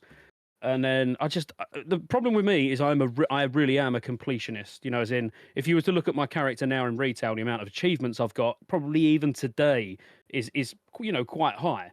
Because I would make sure I had glory of every single hero, raiding dungeons, everything, all reputations. But I was just a completionist. I used to play one character, and that was my druid. So I would do absolutely everything on it. So now when I go on retail, I just feel so far behind It's and I so don't know what's going bloated. on. It's just bloated. Like that's like everybody asks, "Would you ever come back to retail?" I'm like, "Dude, I can't. It's just there's no way they could fix it. It is bloated." Yeah, they need like 10.0 for me needs to be not like a full reset, but I think it's a good opportunity to be quite close to a reset. Even achievement wise, you know, to a certain extent. Put them all as like legacy achievements Yeah, where yeah, something they're like done that. now. You know, just a real big reset where it draws everyone in. Everyone feels like they're on a level playing field, but everybody who has been playing for the last 15, 16 years, you know, has still got their evidence that they've done it all. Do you know what I mean? That Yeah. sort of thing. Yeah, that would actually be really cool, and then you could kinda differentiate, and you'd feel Hmm. like you're not way far behind, I get that. Yeah, So, absolutely. my next question, I'm pretty sure I know the answer, but favorite expansion? Mm, um, I, I've got to say Wrath. Obviously, Wrath is my favorite expansion. I was playing Wrath before Classic, before Classic Vanilla launched on different private servers, just on and off.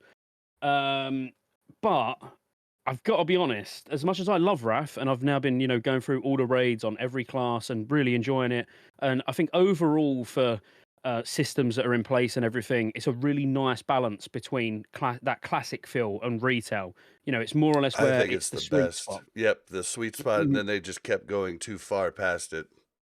Definitely. But, and it's a big but, there was a new mop server that launched recently that I went on. And I went on it thinking, I'm gonna hate this. Like, why am I bothering? Like, it's mop. I don't even remember enjoying mop back in the day. And I really, really enjoyed it. You know, to the point where I was like, oh man, I I think Mop is good. I yeah, would I play really enjoyed it. I'll play Classic. I keep saying I'll play Classic all the way through Mop. That's like my end point where I think like, all right, we did good.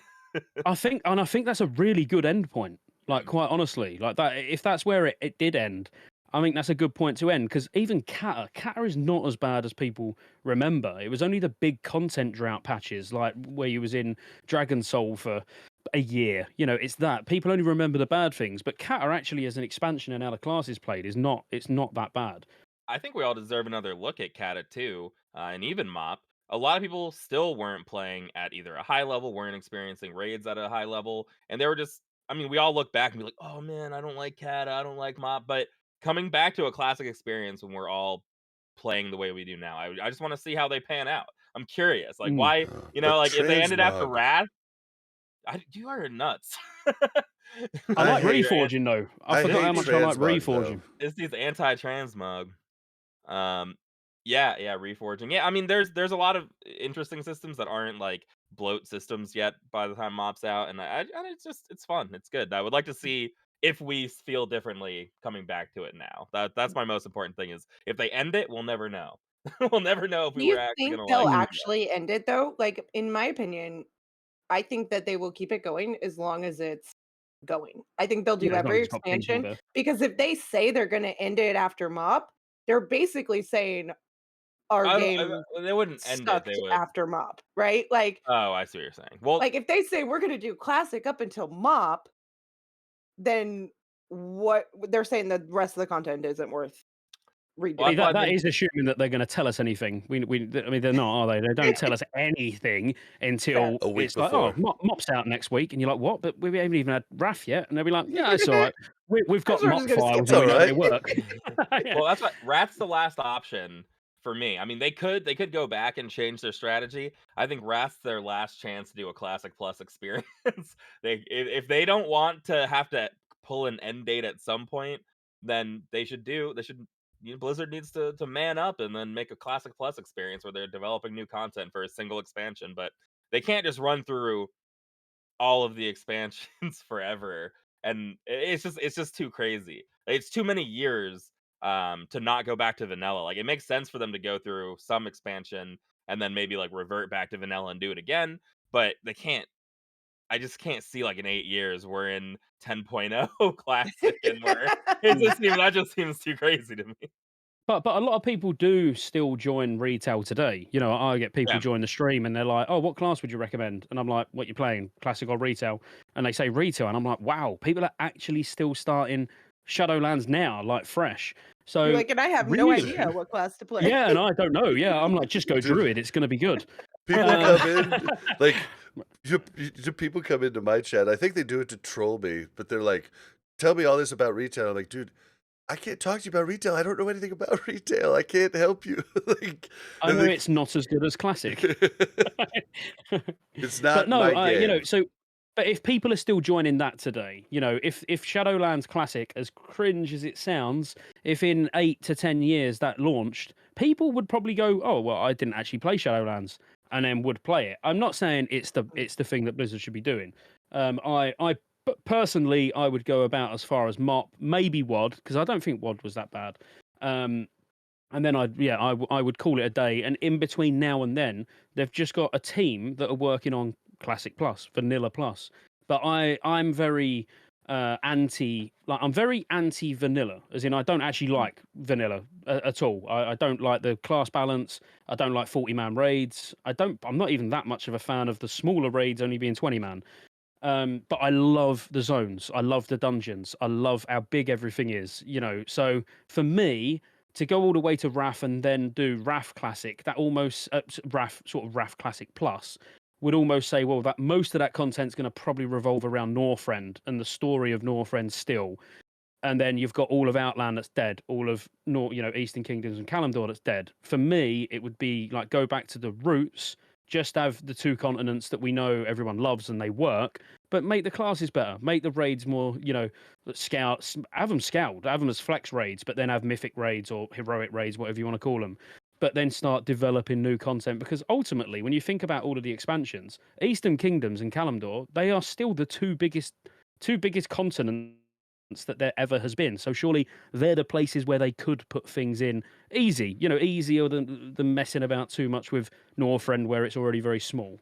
Yeah, I think So they what? absolutely. If they're gonna go through all the expansions and like continue going, then yeah, they just have to have something side by side for people like us, because there's still gonna be that unsatisfied like people who were asking for classic originally that you need to address in some way. And I'll revert back to uh my normal saying of old school RuneScape is Mm. Do you think that that's what they're flourishing right now.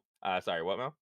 do you think that that's what they're doing with Season of Mastery, like I different. think they're testing out an Right, they're option. testing out different options. I don't think playing the same expansion over and over again, even with like increased XP, is like what they should be doing. My point is Yeah. that with old school RuneScape, they've developed content in the same style of game that it was at the time, but the things that people are doing today are 100% different than what we were doing back in the day with RuneScape.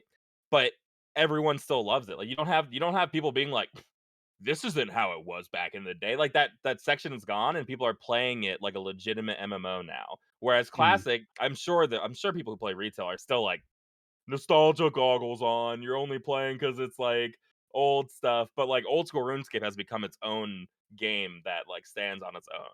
And I think Well, I that think that Season of Mastery was really going down the right route. So for me, the way it seemed to me like it was working was they was like, right, let's give people something a little bit different, but still feels familiar. So we'll make raids harder. We'll remove things that people don't want, like buffs. We'll make these subtle changes. And then it was like, I don't know, whoever's in charge of Season of Mastery of that particular development team went, right, you need to launch next week. And they was like, what? yeah. We've not Hold finished. We've on. not finished it. We've not finished it yet. What do you mean launch next week? And they're like, yeah, well, we've got nothing else coming out, so just put Season of Mastery out how it is. It'll be fine.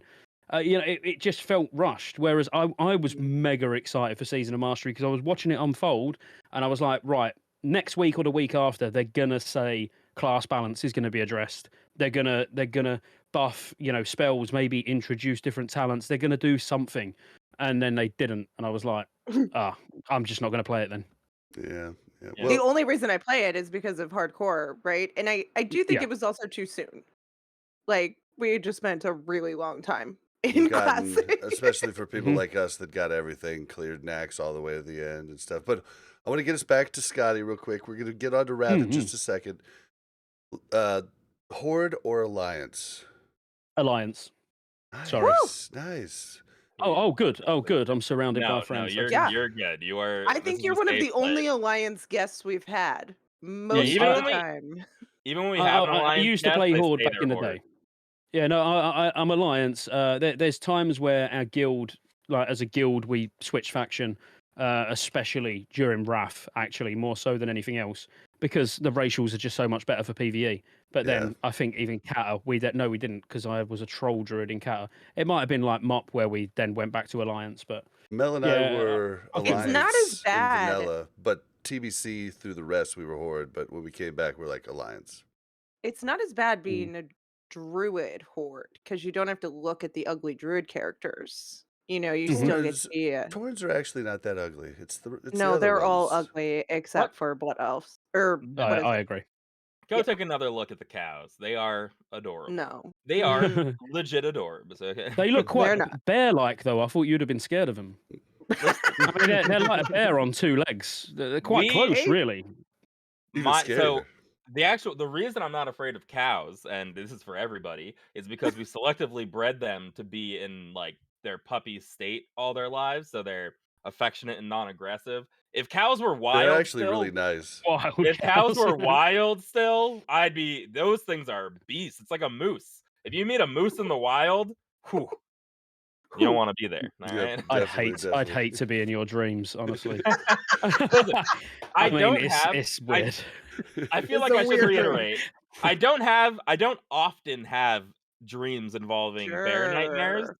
but I don't often remember my dreams. So like 2 to 3 times a year, I have a resounding bear dream that I just remember. That's all. It's not that big of a deal. Dude, That's a I lot. have the most That's epic a lot. dreams, and I can wake up, and sometimes I sleep in way too long because I can go right back to sleep and get right back into the same spot of the dream. Yeah. So I I do the like same. wake up and I'm like, "Well, I gotta see what fucking happens." Like, so I go back to sleep, like, and I have the most epic dreams. So I'm actually kind of I lucky never there. wanna see what happens because there's a bear. Uh, And the dreams, I mean, I just He's like, "I'm up, there I'm are up." some like, imagine you walk into your house and then face to face, there's a grizzly bear there. That's the kinda dream I have where I'm like, "Oh, I have to shut the door," and I'm like, I "How mean, do I we deal lived with a in bear in the house?" Colorado. I had friends that like a bear came in and took all the popsicles out of their freezer. Yeah, a Like, black bear. yeah. Black I live listen, I live in the Northeast. We have black and we even have grizzly bears. We have brown bears, which are I think that they're the same species, just locational geographic. But black bears are nice cuties who eat berries, okay? They're nice And little popsicles. bears, and they eat popsicles, they terrorize, like, trampolines, Yes. alright? That's black bears are nice. Not that I wanna meet one. I have I had was gonna Say that nightmares to say, about the black people story. that bears. were on the trampolines. In fact, this was my just so we can move on from this, my black bear nightmare I had once, I was So you have had a black I bear was take nightmare. but I wasn't afraid of the black bears. Here's what happened. Mm. Someone asked me to watch their baby for some reason, and I Oh God. and Kim Don't even bring just it went up, still off Mel. about how much she hates babies. for some reason, I decided to I decided it would be a good idea to leave the baby in a room of black bears, and when I came back, the baby was gone, and I was like, "Oh, oh, oh no, oh god," and then I woke up, and I was like, "I guess that counts as a bear nightmare." Holy Yeah, for fuck. Listen. me, the way that dream would have went was I'd have come back and gone, "Oh my, oh, it's not mine. Never mind." And then I'd have probably Oh just my put the God. How computer do you back ex on. But how do you explain to your Don't friend or leave your whoever's babies with baby you or what Scotty. how would you no, no, explain even my wife don't leave our children with me, so don't worry. All right, well, let's just last little thing here before we jump onto the stream. What do your streams normally consist of, and did you stream before Classic? No. So my first stream, I think, was Blackwing Lair. As in, yeah, Blackwing Lair in Classic. And I had no idea what I was doing. I've not been sort of engrossed in the whole streaming or YouTube content creators. You know, like I came when I came back to Classic when it launched. I was like, right, where's Fat Boss? And they was nowhere to be seen. You know, I'm very old school. You could say. You know, like I'm not kidding. One of my maybe in my first week of streaming, someone was like said something about Asmongold, and I had to go and Google him. I didn't know who he was. I didn't know And who he it's was that until bad. Classic either. Yeah, I didn't know who he was. I've been in a very, for years in a really high profile job where I was traveling. You know, sometimes I'd do 4 or 5 countries in a week. I used to be away 5, 6 nights a week, pretty much every single week for a Wow. good, a good amount of years. It's So rough. watching YouTube videos and that, unless it was like, I don't know, bear attacks or something, there weren't really that much that I used to find funny. Um, So when I came back to Classic, I didn't know what I was doing. People would talk to me like I was an absolute noob. You know, they're like, "How can you not know who this person is?" I'm like, "I don't know. You just said Keck W in chat. What are you talking about, I mate?" know. I'm Like, still. don't have a go at me when you don't even know how to spell. You know, but honestly, that's what it was like. But no, in all seriousness, yeah, first stream was around sort of Blackwing Lair time, and it was all right. I still don't believe it or not, I don't actually enjoy streaming that much. I love making YouTube videos. Streaming, I don't mind doing. Like, you know, it sort of just comes as part of it now, don't it? If you make YouTube videos, you're sort of expected to stream. Maybe. I don't know. I started streaming with the Hardcore Challenge when Season of Mastery came out, and I'd never really streamed before, like, regularly, and, like, I found it to be, like, the biggest cheat. Like, chat would tell me, they're like, "You can go there and buy a sword. It's way better than anything you can get." I was like, "What? I didn't even know. I've never even looked on a vendor. What the hell?" You know, and it's just, like, so many things they tell me, and I learned, like, it's stuff that I would have had to Google. Like, I, like, ask a question, I'm about to Google it, and they just answer me, and I'm like, "Is that true? Oh, wow, okay." You know, and it's really kind of a neat thing for me recently, but that's only recently. But I get it. Like, it's weird, right?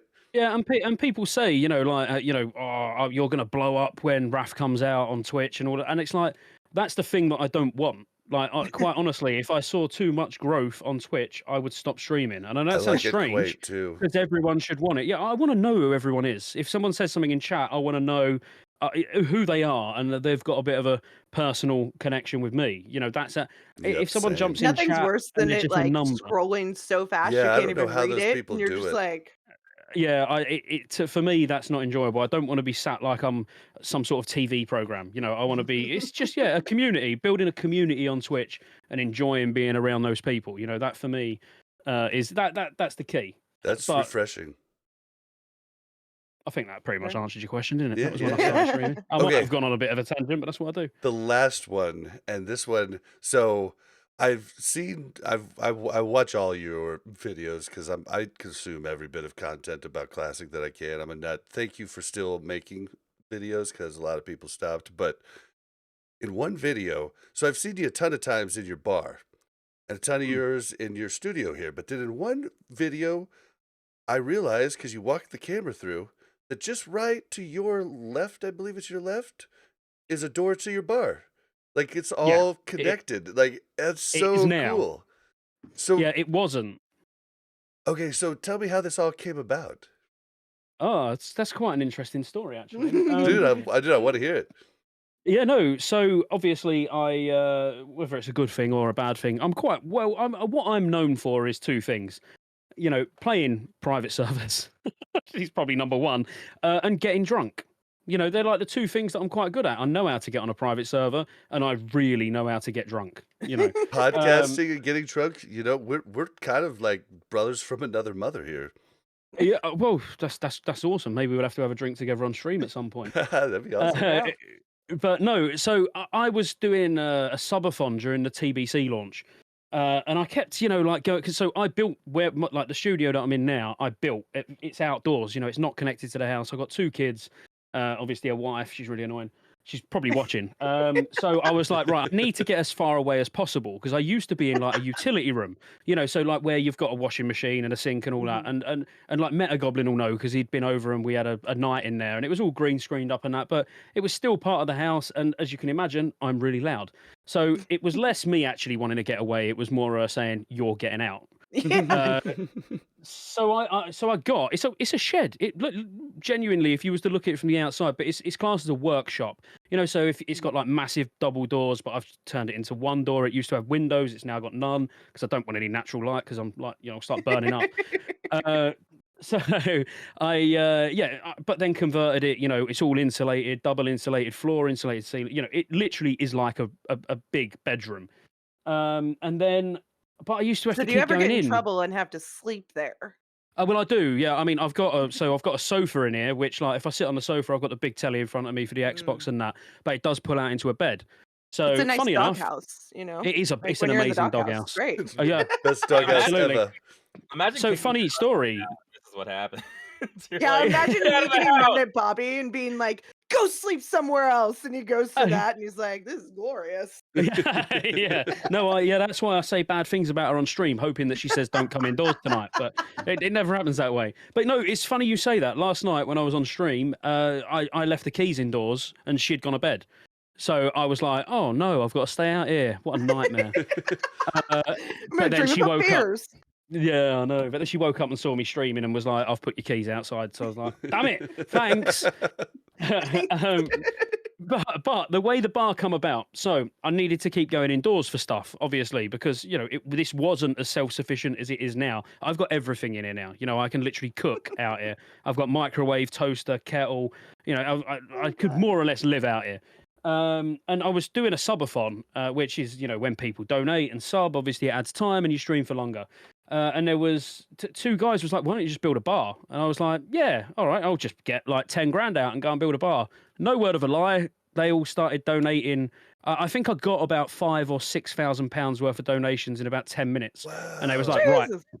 yeah. They was like, right, build a bar. And I was like, Okay. all right, well, I need to do this then. So I done it wrong.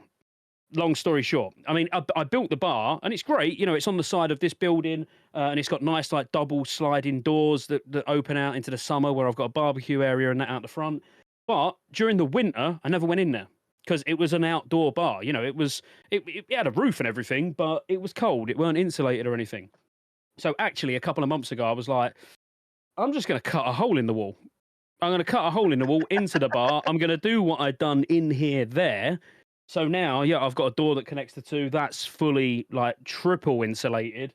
And like, I've got a second PC out there with a few screens and fully functional bar. Yeah, but that, I wish I'd have done that at the start. It would have made much more sense to have just done it properly the first time round. But it was more of a little gimmick.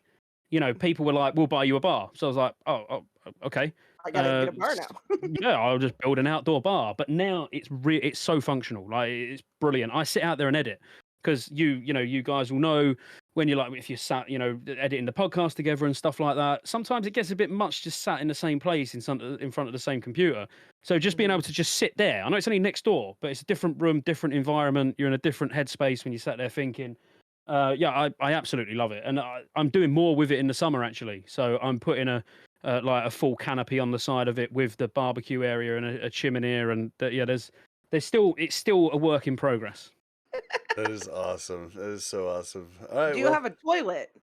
Yes, Oh, okay. but again, that was another addition. It was literally just I had to keep going indoors. So basically, I've slowly built it up to be to the point where I don't need to go indoors because I stream late. Sometimes I'm still streaming at 5 o'clock in the morning. I don't want to go in and wake the kids up every 10 minutes because, I've got like an alcoholic's bladder where you have one, like now I need to go, I have one glass of drink and I'm like, right, I'll be back in 17 minutes. It's always quite precise. So yeah. Yip's not really happy with me about that in Raid. He's like, just hold it, Bob. Listen, Yeah. all I say is that it's weird that 20 minutes into raid people have to go to the bathroom. That's all I that worries me. Well, their mom Get did not your tell them before get you your log into prostate raid, checked. you need to potty. See, Like I feel like if I didn't have the toilet there, I don't know what your backyard situation is fence-wise, but I feel like I'd just be like, well, there's a tree. Oh yeah, There's a no. tree. I'm not gonna lie. There were nights where that happened. I mean, I've had some crazy nights. So I'm very, very like quite social. As in I've had other streamers come round and we've had nights. I've had met around here. Mike PW's a guy like he's a viewer, but I class him as a mate now. We've met a few times, and we've had some of the craziest nights on stream that you can possibly imagine. Like I wouldn't that we've done stuff on stream on Twitch that I wouldn't even say out loud on this podcast. Dude, the Because worst is you'd just judge me. the I worst don't want to is be judged. is There's only one person that's going to judge me. the worst is when you wake up the next day and you're like, shit, do I need to delete the VOD? Yeah, I know. Mine, the worst one I've done is when I woke up, I was like, do I need to ring an ambulance? I mean, I won't even go into what happened in the story, but there was plenty of people watching live. They made sure that the guy was all right. So it was fine. Oh man. All right. Well, let's jump into Wrath talk. All right, so I just kind of put these in the order I thought made sense. So talk about achievements, do we like them? Do we love them? Do we hate them? Are they gonna come in pre-patch like they did? I mean, originally came in pre-patch because I remember doing them up to the release, but just whatever you guys wanna talk about achievements. Achievements are so cool because, Sorry, can I just nip off just for literally 2 Oh, minutes? yeah, yeah, Speaking about yeah, back in a sec. yeah. of course, I'll go on my pre-canned talk about achievements and how great they are. No, achievements are really cool. They make quote unquote dead content interesting because half of an MMO is just showing off to other people what you've done, and if you have to get exalted with a bunch of factions and nobody knows about it, what's the point? But now that I can say that I'm Yip the Exalted with a nice title and an achievement I can link, life becomes a lot better. I mean, I think achievements are awesome, and anyone who disagrees can just I have their opinion to themselves. I really like achievements. Like I got really into them. I assume I'll get really into them again. But at the same time, I really wish they were account wide because back in the day, it made me not want to play other characters because I didn't have as many achievements, and like I'd really like to not have that. Also, I'd like to have it to where if you've done a raid with your main guild, then you have that achievement to link for your alts, because alts getting into pug runs and stuff where you have to link achievements. It's just like, dude, well, I have to do it. Like, you just expect me just to do it someplace else and then find a pug? Like, a pug is where you're supposed to do it. So I don't know. But that might not even be a problem in this day and age. No, because I just don't see. I don't know. I think people over exaggerate how much people are going to be pugging to begin with. I think, for the most part.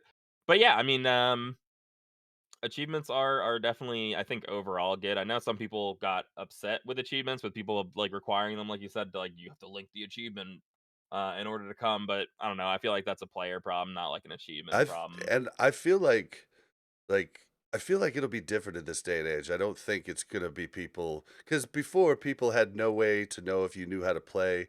Lots of people know how to play now. It used to be a lot different. I think it'll be different this time, but I still would love achievements to be account wide so I don't feel bad playing my alts. Would you want mounts and pets to be account wide like they do later in retail? I don't 'Cause that's like know. it's like the Mm, same vein that you're talking Kinda. about. I mean, Kinda. you're I talking. I did mean, like yeah. I that. mean, I had the tiger from week 2 of Wrath, like, and would have been cool to have it on every character, I guess. Like, so I think I'm kind of for that. I don't know. I'm still on the fence a little bit about that, but I I saw think some it big should all be account wide, definitely, and especially achievements because achievements is the big one, I think. you've achieved it. You know what? It's literally the clues in the title. It doesn't matter what character you've achieved it on. No one's going to go, oh, but you done that on a warlock and now you're a mage. It's like, well, what difference does You're that make? probably worse, you know? yeah. But no, I think it should be account wide. The only thing that maybe if you're linking achievement, then it will show whether it's obtained or not obtained on that character. You know, if that's the case. But quite honestly, who cares? You know, as in, if someone said to me, link achievement, I'll send them an achievement and it will show that it's complete because there's an add-on called Fake Achiever. Yep. So what difference does it make, really? I use it. I use it on Wrath. It's like, yeah, I'll link you the achievement. I mean, Tok come out 4 minutes ago. It literally launched 4 minutes ago. Yeah, I've already done it on 25 heroic. Honestly, Yep. You're like, I'm real good. But yeah, Yeah. I'm excited for him. I know I'm gonna be doing a bunch of them, and it's a little endorphin hit, not the same as being in a level, but it's like, I don't know, it's Yeah. almost better for me because I'm already at max level. I'm already in my gear, and I'm just getting these, I'm just knocking shit out. Yeah, it gives you a reason to do the other stuff, and I totally agree with the account wide stuff. The system itself has no replayability in it whatsoever. Like explore all the zones and stuff like that. There's no reason you would want to do that on all of your alts. So the fact that there no. is no like it's not designed to be. It's almost designed to be account wide because it makes no sense. Even mounts. Like, okay, Ravenlord mount. It's got, this X drop rate or what, this low drop rate. And you have to get it on all your characters if you want it on all your characters. Like, those sort of things I've always found to be Well, kind of silly. And then So it will become account wide, and it was a waste of time getting it on It, all your characters anyway. I So wasted so much time when yep. they made them when we account wide. know what's coming down the line, this is the way they need to look at Classic on the basis we know the roadmap before they do probably, because Right. ultimately it's the players that dictate whether the next expansion in Classic's going to come or not. Because are we playing the game? So we already know that account wide achievements and mounts are going to come, which is going to make people not bother doing it. Whereas back in original RAF, we didn't know that we was going to get it all account wide. So you would do it on multiple characters. Yep. So it's almost a gimme, in it. It's just like, yeah, make it account wide from the start. There's no don't mess about. Yeah, I had to So get the albino Drake on 2 characters. oh man. I was like, what the heck? So Vanjie in chat says, achievements got ruined for him when he spent the entire holidays on a grind where others swiped and had the same title. And what he's talking about is swipe their credit card. And my only answer to that is like there's people buying glad titles right now. Like there's nothing you can do about that. That's why it's an achievement. Those people, if they feel good about buying Gladiator, then that's on them, man. Like you feel good because you know you did it, and that's kind of where I'm at, and you can't really police the other people. There's just nothing you can do. Yeah, I mean, anything competitive whatsoever that has any kind of ranking, that has anything that you can achieve, that argument can be used against it entirely. Doesn't mean it shouldn't exist. It's basically like anything Basically, competitive, anything you can can be pay bought. someone to do better. You can Yeah. get your rank in any PvP game. You can get any achievement done. I can pay someone to do literally anything. Play an entire game. I can pay someone to play a single player game for me if I want and pretend I got all the Steam achievements. Like I'm not Mm. gonna, but I wouldn't. But someone might be out there doing that, and I can't say that I hate all games because other people are doing that. Yeah, I'd pay someone to do the insane title for me, because that's just too long. I'm not. insane. I We had want it, someone but on I'm White not Mane. doing it. Someone else can do it for We had someone £4 on an White hour or Mane something. do all of the achievements for the insane, just like for fun in vanilla before we even knew TBC was coming out. Like he just went and did everything for no reason. Who did? Zert Oh on our wow, server. I think he was the first 60. Um, wow. he was a never mind. I'm not gonna talk about the guy this much. I know a guy who's done it on 2 characters on the RAF private server that I play on, and it's Oh like, my god. what? Why? You're not even going to be using that character in like 3 Right. months. What's the point? He was That like, well, seems I hadn't done crazy. it before, so I thought I'd do it twice. Wow. All right, well, I mean, we've kind of talked about this a little earlier in the show, but how long we think the pre-patch would be? I think we're all kind of sitting at 4 weeks, right? I'd like to see 4 weeks. I think 4 weeks is about right. Yeah, a month, 4 weeks. Like I think that makes total sense. I just want enough time. This was my biggest problem. I like the idea of playing during that time. One of my bigger problems is they brought in a boost that you can boost to 58, but they only gave me 2 weeks to convince my friends to come back to WoW. like Mm. getting if you're gonna give out a boost, you need to give us time to convince all of our casual friends to come back. And it just wasn't enough time to be like, have you thought about TBC at all? And the turnaround just was so quick I that just none think of they need my to give friends us came back. more time. Like, I don't think they need to make the pre-patch longer. They just need to announce it more than 3 days in advance or something like that. Right? Like, Yeah. I think if they said the pre-patch is coming out in a month, there will be a free boost. That gives you a month to get everybody interested in coming back for the boost, right? And then a 3 or 4 week pre-patch is fine. Yeah, well, this last one was 2 weeks, right? So that was Yeah. yeah, 2 Yeah. weeks is probably short. 3 or 4 weeks I think is totally reasonable. And yeah, I mean, I think we can all agree that any communication and announcement is TBC. I felt like they just like surprise. So Mega Man in It's what I've chat, complained about. says 2 months, and I think that'd be too long for me. Mm. It just depends I mean, It depends on what's in the pre-patch, right? Like, is there a reason for it to be 2 months? Yeah, yeah, it's what you want. At the end of the day, it's like if Sunwell's out for, let's say, 5 or 6 months and people are dropping off, and they forced a pre-patch out early just to try and keep people playing, and then it was an extended pre-patch. 2 months is too long for me for it to be a Yeah, planned pre-patch. If it was like, right. oh, we just need to get it out because people are leaving, then I could almost accept that, because it is a unique time anyway.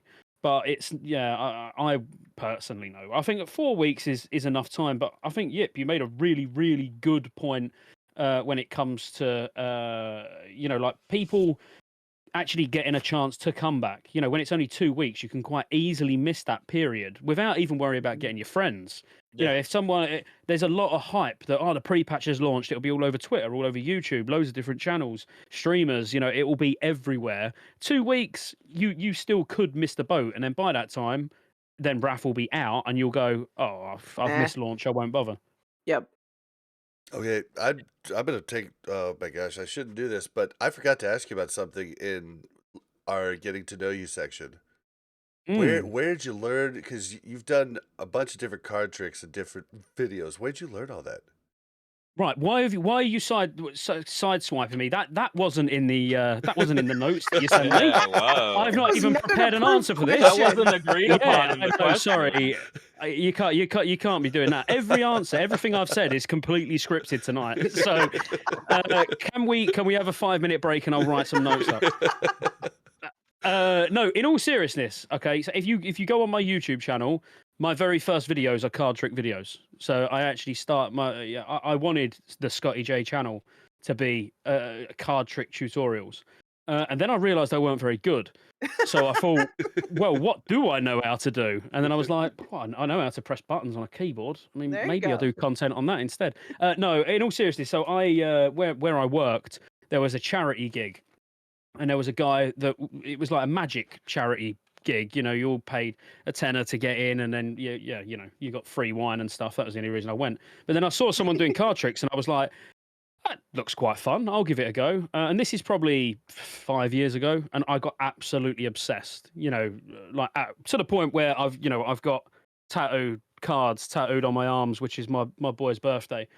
And now I've got cards in my hand now. Like, I've always got a pack of cards in reach. I saw them, and that's what reminded me of it. And now I'm just obsessed. Like sleight of hand. I could do one fun. where you have the card in front, and then you. Nice. Oh yeah. Well, there's no point me showing you on a podcast, is there? But I know what you mean. I know what you mean. That's no the one's only gonna one I hear can the do, card though. trick. I went through a serious Okay. card trick phase in middle school to high school. I was out on the street doing street magic, like, whoo, was that your card? Boo! Throwing cards on the ground. I was like, yeah, that's what's up. How's it Guys, going, buddy? So I just recently went to my best friend's bachelorette party, and they had this magician coming, right? But somebody scheduled the magician for like 11 a.m. It was a stripper magician. No, it wasn't. Oh, okay. Oh. Sorry. No. She that would was have been bummed. more convenient, Yeah. right? But we were like 11 a.m. Like I'm not nearly drunk enough to enjoy a magician Wait, at 11 a.m. yeah, 11 a.m. That's like what you are- get out of bed and you have to watch a magic show. It feels Yeah, kind of weird. I'm like, no. So we like postponed it, right? I think until like 2, and we were able to drink enough before they got there to make it entertaining. But I legit am with the most gullible people I've ever met in my whole life. Like this person would do this trick, right? And it's a magic show. And afterwards, one of the girls came up to me and goes, okay, so I just need like a real answer. No. Can he actually read minds? And I go, no. And she's I like, should've are said you yeah. sure? And I'm like, it's a trick. And she was like, I don't know. I don't know how he would have known that about me. And I'm like, oh my God, I can't. That's the Cards problem. now. magic can get you in trouble. So I've actually been. I got kicked out of a bar because I was in a bar and I was sat at a table with a couple of mates, and like I was just doing card tricks just for them. And there was a singer that was on, and the singer threw his toys out of his pram so much I got kicked out because no one was listening to him. Literally, there was so many people around the table just watching me do card tricks and he literally went full on diva. He was like, "Do you want to come up here? Do you want to come up here and entertain them?" I was like, "I'm all right. I'm doing it here.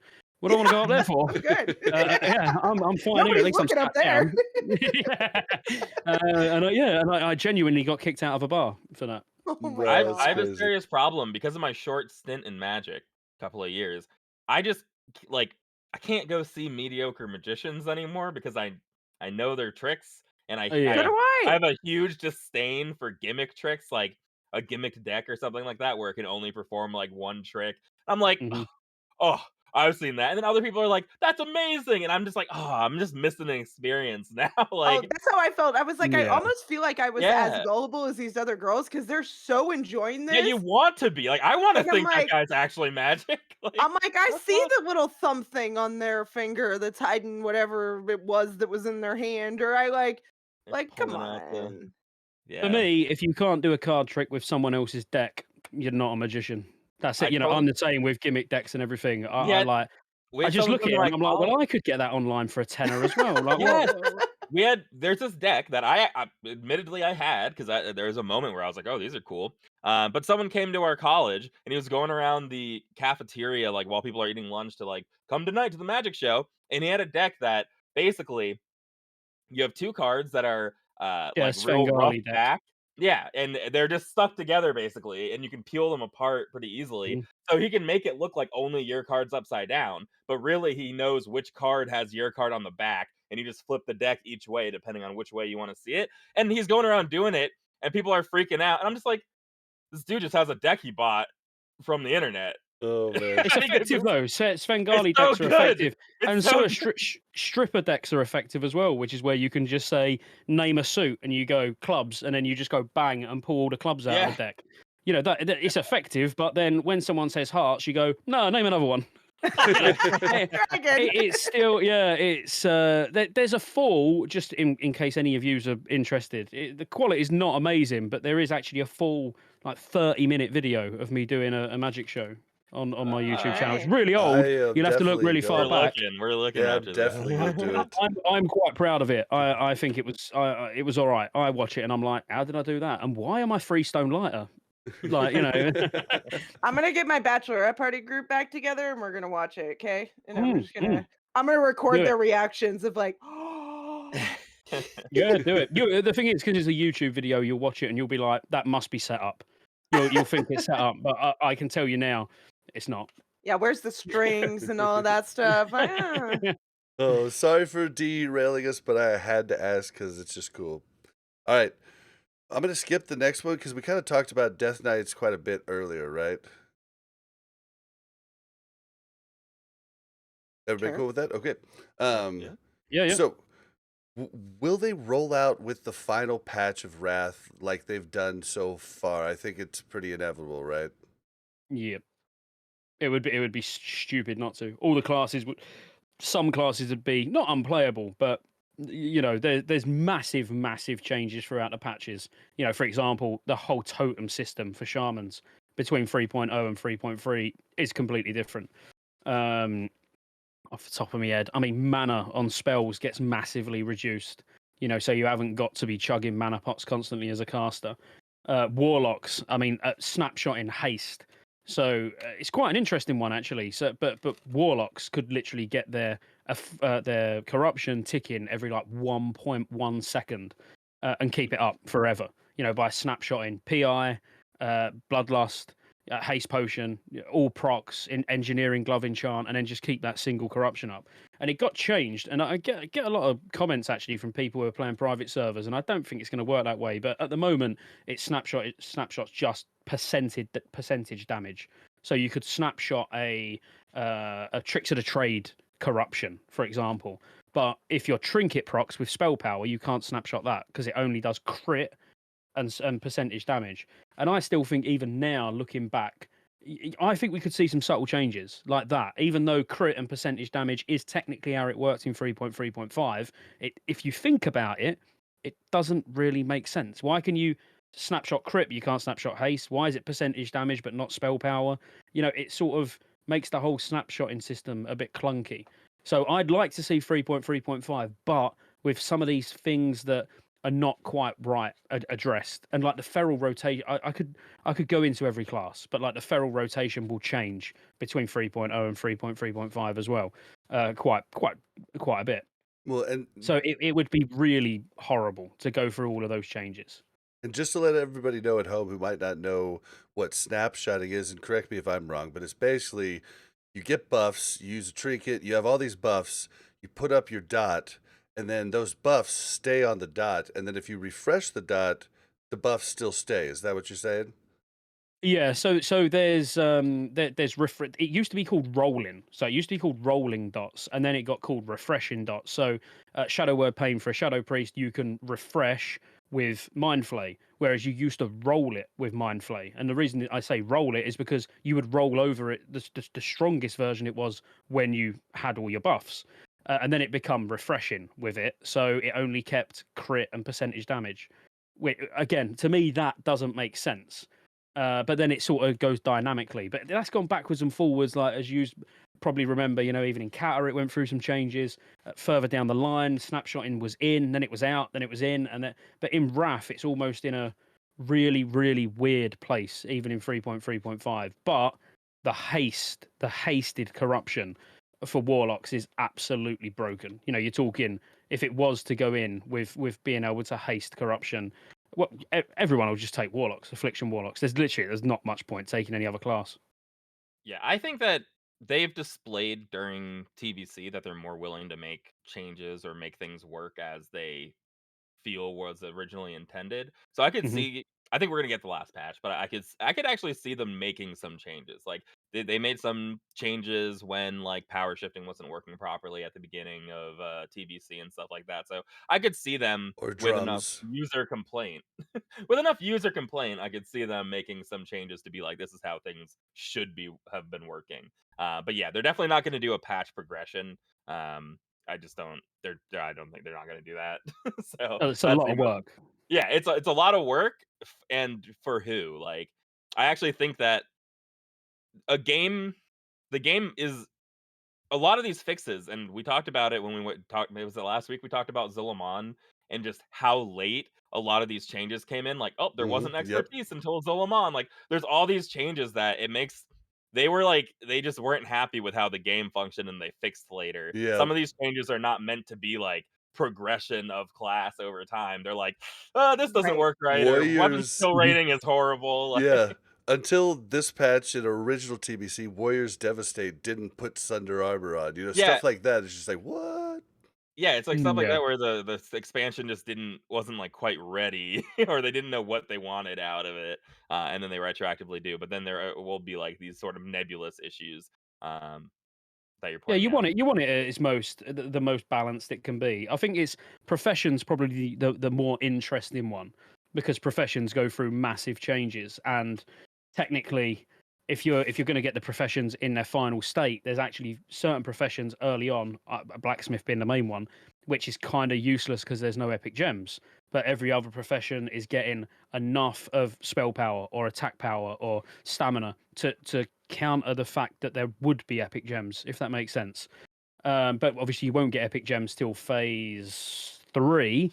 So blacksmithing would be really weak up until phase 3. But then if you give the professions to us in their 3.0 state, then that's just going to change what everybody goes, and then everybody's going to change profession later on down the line. So it's a bit of a weird one. I think that's the one what they need to think about more than anything else. But I'd still take it at 3.3.5 and just appreciate the fact that blacksmithing is going to be a bit weaker. Okay, okay.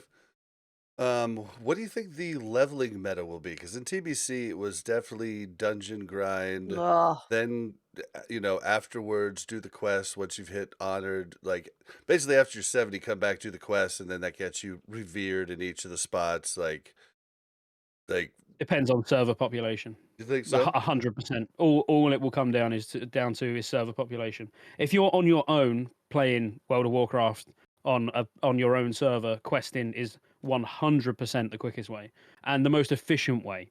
Because when you think back to TBC, the reason the dungeon meta was a thing, it wasn't really about speed. It was Well, more about getting your reputations yep. done for the Mhm. time you hit 70. But that's not the case in Wrath. Actually, you need to quest to get the reputations ready for when you're 80. So it's the complete reverse. So if you're on like a medium pop server, questing 100% is going to be the most efficient way for when you ding 80 and the amount of XP an hour you get. Will mage AoE grinding be a thing still? Absolutely. Utgard Keep is very, very easy soloable as a mage at level 70 in, sort of reasonable, just BT gear, really. You don't even need Sunwell gear.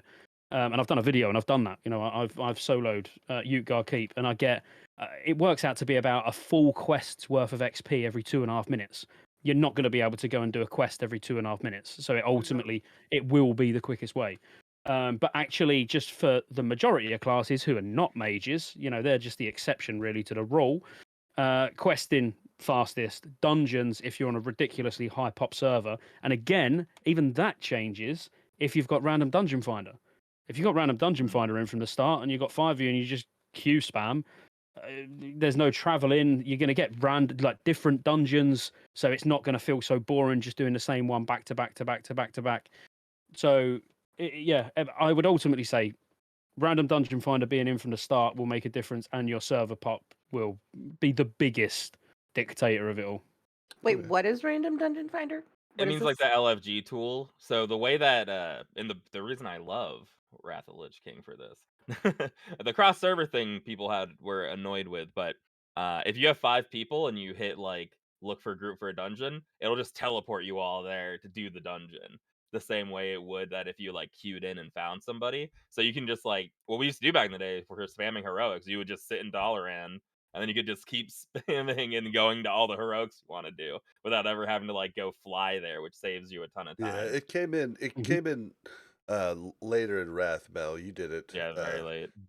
But like, yeah, 3.3 when ICC launched. we could just jump to looking for group fighter because this came in later, but most of us are pretty sure it's going to be in from the start. The only reason I don't like it, really, I don't like the fact that it warps you there. I'm a little salty about that, but like, just because it makes the world even smaller than it already is. But what I really hated was the cross server and never seeing these people again. Like, I wanted a chance to recruit people to the guild or get recruited or just have any semblance of, hey, I can annoy this person later if he fucks with me in the dungeon type of deal. Like, but now that, people make hey, you're on a mega server, you're probably never going to see him again. But I don't know that that's true. At least they're on the same server and you still can interact with them later. I don't know. What do you guys think about this? Like, this is Well, a I think really there's a big. certain set of accountability when you're on the same server and you could run into that. And like Mm. maybe you screw over somebody who's in Varg and then Varg will never recruit you, right? Because they understand that you're Yep. a turd, And right? we'll dox And you and harass you. what? Said we'll dox them and harass them as well too. We'll find out their address. Yeah, We'll I send mean, them. definitely don't do it to Varg because we have resources. We have Kim, remember? Okay. Um, but yeah, I think that's the bigger thing for me is that it's not so much that I'm going to see them in the open world and be able to cuss them out, right? Like I don't care about that. It's that you're now making a reputation, and if you're in a guild, you're making a reputation for that guild, and that will make people not want to join with you later or not want to recruit you later. The way that it is where it's like cross server, it's like there's no motivation to not be a jerk. And there's Yeah. no Mhm. motivation to help anybody. Like, what I loved about hardcore, it's the most helpful, kind, fun groups ever for the dungeons. Like, like, whereas, Oh yeah. if you get cross server, it's just like people are going to vote you out before they even tell you, hey, on this boss, you might want to hit this first, and it just, that bugs me too. Well, to not play devil's advocate, but myself advocate, I've been in plenty of groups on White Main with horrendous players and horrendous people. I'm not sure cross server uh, does actually affect it. I think Would people you are ever toxic recruit in those general. people? No, but so here's my main point is it has to be cross server unless they do something about the servers. Like we're on Benediction now, which is sick. But if we didn't leave White Main, it'd be like, well, what? Great, we've got looking for a group, but no one's on our server anymore. Yeah, So that's like, the other unless something problem. is fixed, then they pretty much have to make it cross server to be But that's why playable, we left. If it was gonna be cross server, why did we leave? so that we can find recruits and do like other stuff And right so we now could quest in and do Wrath of Isle of Lich King without Sildonus. getting killed every Right, other second. I'm saying you're saying that cross server fixes the problem that Blizzard caused. Well, no, I'm saying it has to be for cross server, or if I was still on a small server, they're literally forcing you to leave if they put Right, which LFG in also the makes game them on a test money. server. I understand that, but I just don't. I think it'd be ridiculous. Like I think it'd be like pretty crazy for them to do. But then why They have can do whatever they servers? want. Like at the same time, like why have servers then? Why what is the point of your server if the fact that we went to Benediction because it's fully alliance and we didn't want to be put in the same situation and now we're going to do cross server everything, like your server identity means Cross server nothing at that point. everything is a bit of an exaggeration. It's just random dungeons. Yeah, it's not Well, I'm just raids saying until random Cataclysm. dungeons, and it's random dungeons, it's PvP battlegrounds, like Yeah.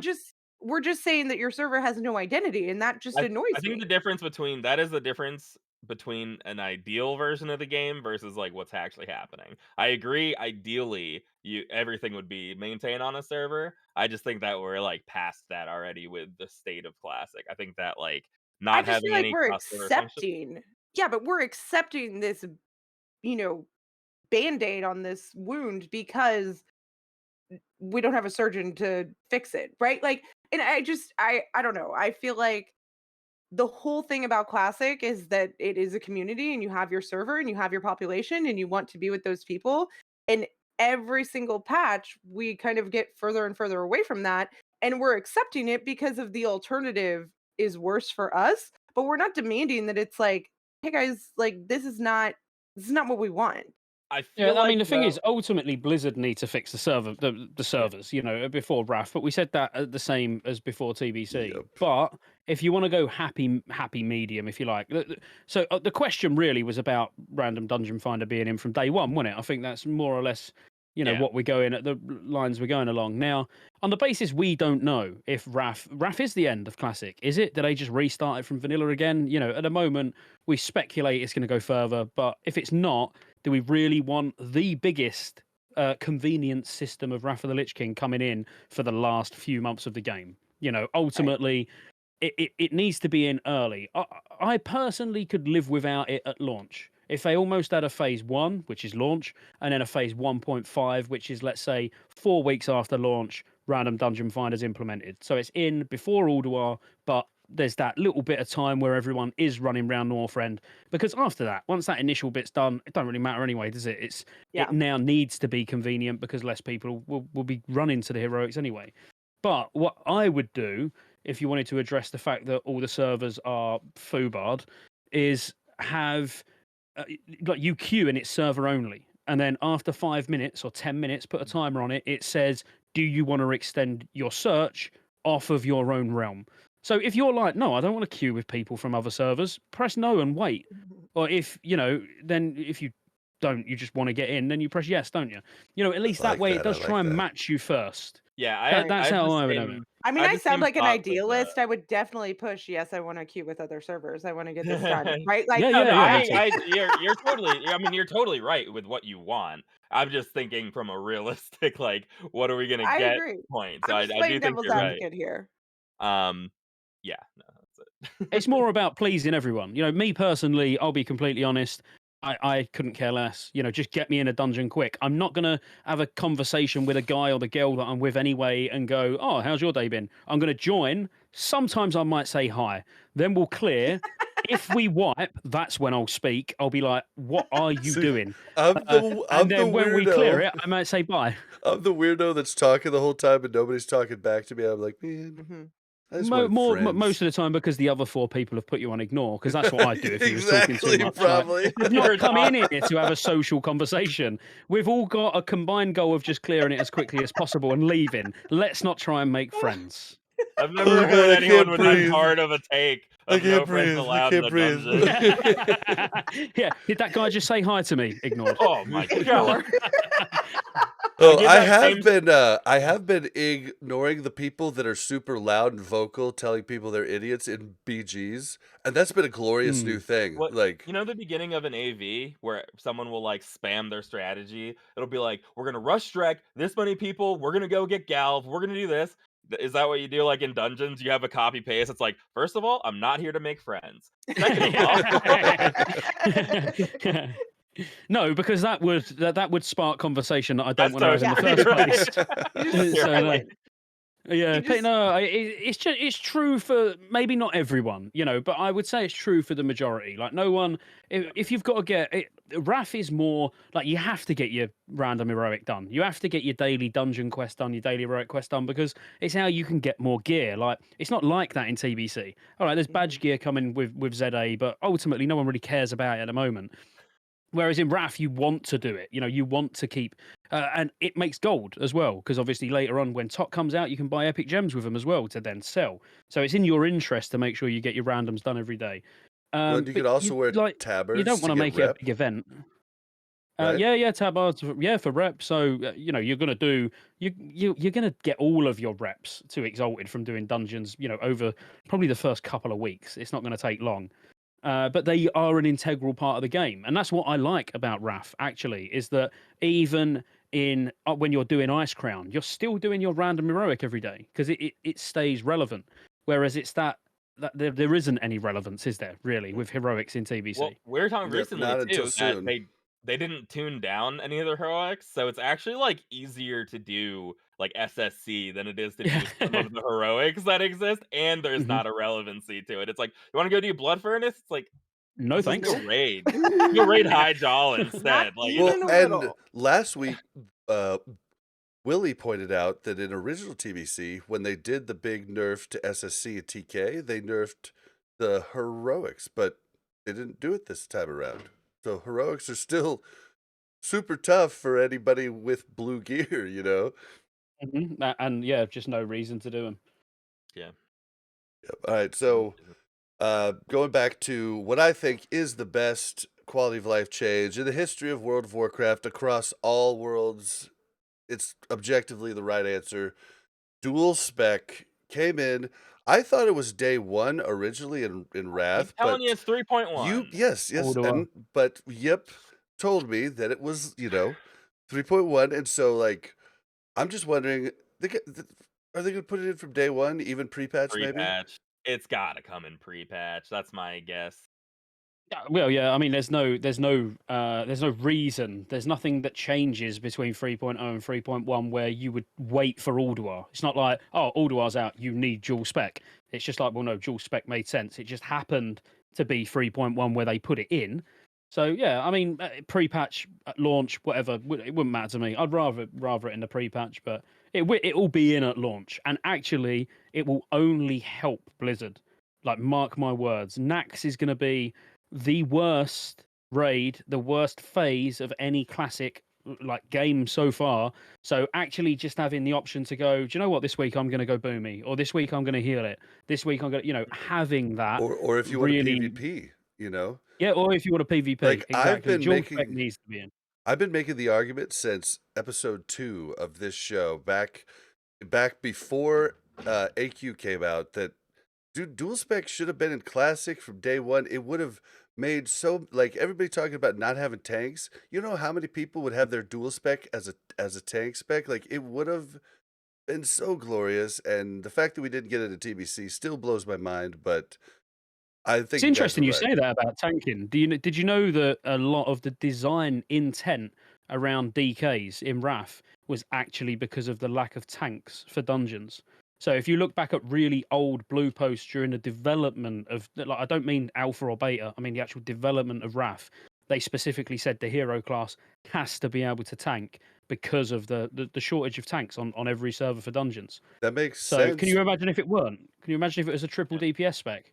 Well, okay, so like J. Allen Brack actually in his famous "You Think You Do But You Don't," afterwards he said, remember back in TBC where you'd spam looking for tank, but yada yada yada." And I just always thought to myself, well, if there was dual spec, you probably would have had a lot more tank options. Absolutely. Yeah, dual spec should have been in from the start. I'll be back in literally 20 seconds. No problem, no problem. Yeah, Uh, I just don't see, just as a idea, like I don't see any quality of life changes like that.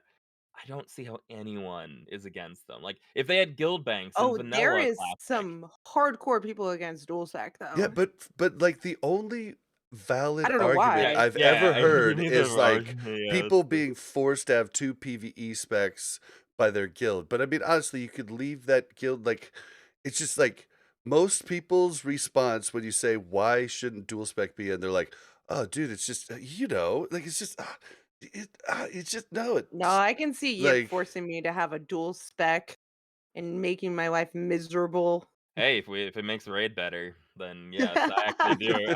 I would expect 2 PvE specs if it makes raid better. I'll say go respec your other PvE spec to PvP on the weekend if you're trying to Mm. PvP. We're a PvE guild, all right? That's what See, matters Yip most is the here. problem. What annoyed me in Warlords of Draenor was the first time I noticed this being a problem, but that could have been just because I was a noob before that. I do hate switching specs for PvE, and what I really hated is you could switch your you only had like a couple of talents, right? And each one was like a really important talent, but you could switch them in the middle of raid. So you would I like, let's say as a warlock, I forget what the options were, but one was like, here's your single target ability, and then literally on this next boss is an AoE boss, you'd have to respec to your AoE ability. Like, I think it was That sounds Cataclysm at the horrible. time. That I hated because it was like, I don't like that ability. It's like a different rotation. Like, I don't that's not the spec I chose to be. So I do hate the idea of like respecking by boss. I like regearing by boss. Like as a tank, oh, I'm gonna put on this tankier gear for this, but Right. respecking my boss is like ridiculous to me. So yeah, I'm with you on that. Do we think Nax is going to kill Phase 1? Not if I it's mean, it's done not right. well, that's hopeful. I think that it's not going to be fun, but It's too It's got to soon. be one or two things. It's got to be one or two things. It's got to be difficult, which we know it's not going to be, or it's got to be short. yeah, That, in Yeah. my opinion, that's the only way you can do phase one. You either get to Alderweireld as quickly as possible, or you make the current content, you make Nax more interesting. And I tell you a server that done it fantastically, and it was called Whitemane. I know you spoke about a lot wow, about Mm. classic server called Whitemane, but it was a private server called Whitemane, and it's actually the developers of that server that I'm currently playing on, but a different server, if you know what I mean, but the same people. All they done for Nax was added very subtle mechanics, and I mean really subtle. So like a boss would have a charge ability instead. It might not, like an ad, not a boss. Like an ad might be able to Yeah. charge where it normally can't. But these subtle changes to either trash or to ads or to the boss itself would change the way you approach the fight. So there was still an element of progression there. All right, I'm not saying it made it massively difficult, but just that one small change, like there's maybe an extra debuff. So there's a debuff that you do need to dispel, but then maybe there's one that you don't dispel. So it's quite easy to implement Hmm. into the game, and it's not to make it super difficult. It's just to make the general approach to the boss different. Like that's personally, I think that would be the way I'd like to see it. So it's an entry level raid. It's not meant to be difficult, but just spice each mechanic like they've done with Season of Mastery. Just spice each mechanic up just a little bit. I if mean, they the did initial that, reason that they brought Nax back was because the majority of people didn't do Nax in Hmm. vanilla, right? But Hmm. the majority of classic people did Nax. Yeah, I And think it's quite lore driven as well. I'm not big on lore. Like I play the game to right. be top damage or top healer. Like honestly, that's my aspiration when I log on. I couldn't tell you the story of retail or anything. I don't care. But I believe that it was actually you're absolutely right, 100% right. Like 90% of it was the fact that Nax was just not seen by enough people. But Mhm. then there was a little bit where it was like, well, it's quite integral to the story of Wrath of yeah. the Lich King as well. Is it Yip? Yip knows lore.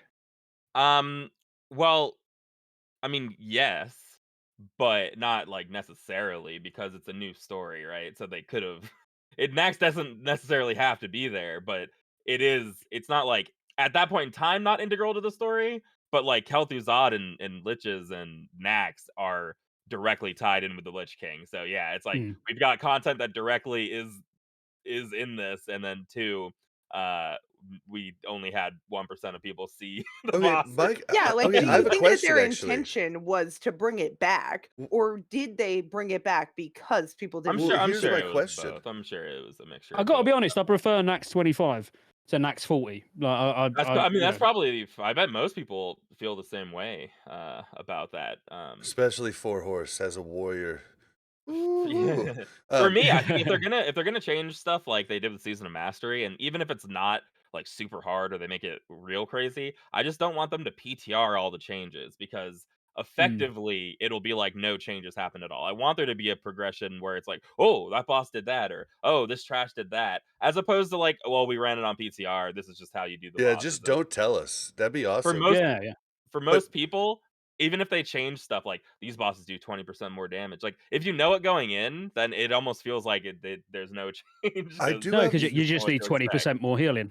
But Yeah. like, yeah, that's it. All the healers just need to do a little bit more. But I really agree, and that's been my biggest issue with Classic is the fact that everything you've already got private servers that you can go and play on. You know, like I've heard Progress already doing some well on private servers in preparation for the race. Hate saying race to world first on Classic. It was world firsted 15 years ago. I don't know what you're gloating about, but ultimately it's not, is it? Let's be honest. It's not a world first. It's who Right. practiced the most. Yeah. But you've got that. Then you've got the PTR where you just do it to death on the PTR every single day on multiple characters. Remove all that. I want to see these guys streaming like these top because they are very, very good players. Put in a lot of preparation. So much time, so much effort. Like I respect everything they do, but at the same time, I want to see them pull the first boss in Nax, whatever wing you want, and then go. Assuming they know what they're going to do, and then they just wipe at 95%. Because I was like, oh, that wasn't there before. Yeah. that That's would be what. awesome. I If would I think was that'd be fun. Blizzard, Right. I'd want to see that as well. It's my game. I want to have some fun with these people.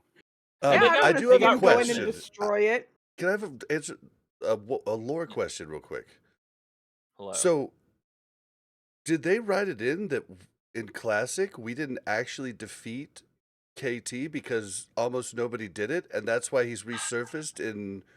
Okay, so I don't know the exact answer to this, but Bob, you have to understand, okay, that liches and everything originally stolen from actually I don't know their original lore, but they're in D&D as well too. A phylactery, which you remember we It got one from drops, Rare Achievement yeah, and you Hill, it get the drops. trinket. That basically what a lich is, it's a wizard who either lived a long time and puts their soul into like a Horcrux. separate box. Yeah, it's a Horcrux. Exactly. So they put their soul into a phylactery. So I don't know if this is the lore. I'm assuming Kel'Thuzad just had another phylactery, and like Oh yeah, that, I he's thought it just would have been like I assume interesting that is if they just built it the. into the lore that we just didn't kill him in Um, vanilla. That would no, have been I funny. don't think I don't think it was actually retconned. I think it in a way where it's like, nah, you just never did it. I think it was probably just like, but you haven't gone to the real castle yet. Like it's the same castle, but I think it's like, and Interesting. I'll, Okay. I'll find out Sorry, real quick. sorry. That I was dying to hear that because I've never even thought about that About to fall asleep. with the lore. Yeah, me too. Can we talk about damage, please? Yeah, how much damage does he do though? What about 10-man dungeons? Um, I feel like Sunwell gear is gonna be better than the 10-man Nax, but like any new character could like ramp up their gearing pretty quick by doing the 10-mans. Like, Sunwell gear is not better than 5-man. really? Yeah. There's a massive gear spike in Wrath where I didn't know you'll that. replace all of your Sunwell gear in 5-man heroics and reputation. Like before you could That's technically, depressing. unless you're a rogue. If you're a rogue, then you're going to want your 2-piece Slayer still because Yeah, 5% I 5% watched that. speed on Yeah, I your watched that video. yeah, that's huge. But everything else, there's a minimal amount of items. I could probably really sit here and look. I think the crafted Sunwell cloth chest is you could use that going into Alduar. You could still replace it in tier 7, but technically you could use it into Alduar. There's very little difference on the amount of spell power you're getting. But there's very few items. The majority, you got to remember, it's what are you getting at the moment? Like 148, something like that, is it? In Black Temple, 144 item level. I know no one really cares about item level in Classic, but 144, it's I something like that. think. No. 142, Yeah, Give it to you. 144. it's a 60. It's about a 60 item level jump just from a 5-man heroic. Which you got to remember, a 5-man heroic in Wrath is literally the equivalent to a normal dungeon in TBC. Difficulty wise, you'll walk into a heroic in full greens after questing, and you'll do it absolutely fine. So the amount of primary stat gain that you get from that gear more or less renders everything from TBC So then, useless. 10-mans at the start are going to be important to run both 10 and 25 man then. Yeah, But absolutely. you're Just gonna you're gonna wanna some fill out your gear because it's gonna be like running Kara when, like, Mag and Gruul are out. It's like, okay, yeah, they're out, but you need to fill out all your slots as quickly as yeah. possible. If you're working on like as a tank, for example, repelling charge, it's a 10-man trinket with defense. It's like pretty much the only defense trinket that there is in the raids. So it's not BIS because if you've got full BIS in every other slot, you're going to be defense capped anyway. So you'll use like a dual crafting stamina trinket and Essence of Gossamer, which is from Asjol Nerub Heroic, which are just basically double stamina trinkets. You're not going to need defense. But early on, you know, when you're just going into Nax 10, if you can pick up Repelling Charge, which is a defense trinket, you'd probably use that more or less all the way through tier 7 until you are full BIS, because it just makes up for a big amount of defense. But so a 10 man's really important. And there's even like the spell Okay. power haste proc trinket from Nax 10. It's important. Okay, because that's different from what I've heard from a lot of people. Because I think a lot of people may be just assuming it's going to be like Nax gear compared to Karazhan gear, whereas a lot of our BIS Nax people for certain classes like weren't really interested in many upgrades because they were more side grades than true upgrades. There'll be loads of upgrades just in Nax 10. Don't get me wrong. Cool. I'm not saying you couldn't go straight from Sunwell gear to Nax 25 because you absolutely could. But you know, if we're talking actually what is going to replace it, you'll replace most of the TBC gear with blues from heroics. Interesting. Okay, Especially cool. if and, Anyone like, else get really we're all depressed min-maxing. replacing a purple with a blue? It really depresses We're me. about to do that some more. I don't know if you know that, but Uh, with Zolomon, there are some people who are gonna be wearing blues again. So, I'd need to double check this, but I'm fairly sure you can pretty much replace your main hand Warglaive from the first green item from Borean Tundra. I'd need to wow, check it. It's very, very early on. I can't remember if it's the that's first crazy. quest or it's a little bit later, but the jump in item level is just huge. So on weapons specifically, it's like you could have a weapon from TBC that's got 2 or 3 sockets in, which is nice. Don't get me wrong, but ultimately the biggest scaling damage for a melee is weapon damage. So the weapon damage is just going to be so much higher that you're just not going to keep them for very long. There's just, as I say, there's those few items like the cloth crafted chest, 2-piece Slayer, even like Gold Scholar Goldan is nice, you know, but they're nice. You know, you look at them and you're like, well, yeah, they'll last you a little while if you didn't happen to get something else, but you can replace them all. Wow, cool. Wait, Makes sense. are there any socketed weapons in TBC? Yeah, Are Yeah, I there? can think of loads. yeah, there are. I can't think of any weapon that has a socket. Blade of the Unrequited on Romeo and Julian. Romulo and Julian is one that's got Oh. 3 sockets in it. The Uh, two-handed mace, Hammer of the Naru, nice RP weapon yeah. from Huh. Hiking Mulgar. Yep, I, they're weapon, and a lot of them become bis for like hunters, especially. I think are on the lookout for like socketed, where they benefit more from like having more stats on Hmm. weapons than necessarily the damage and stuff like that. They definitely exist, but they're probably not like you're always gonna look for your highest spell damage weapon for the most part for you.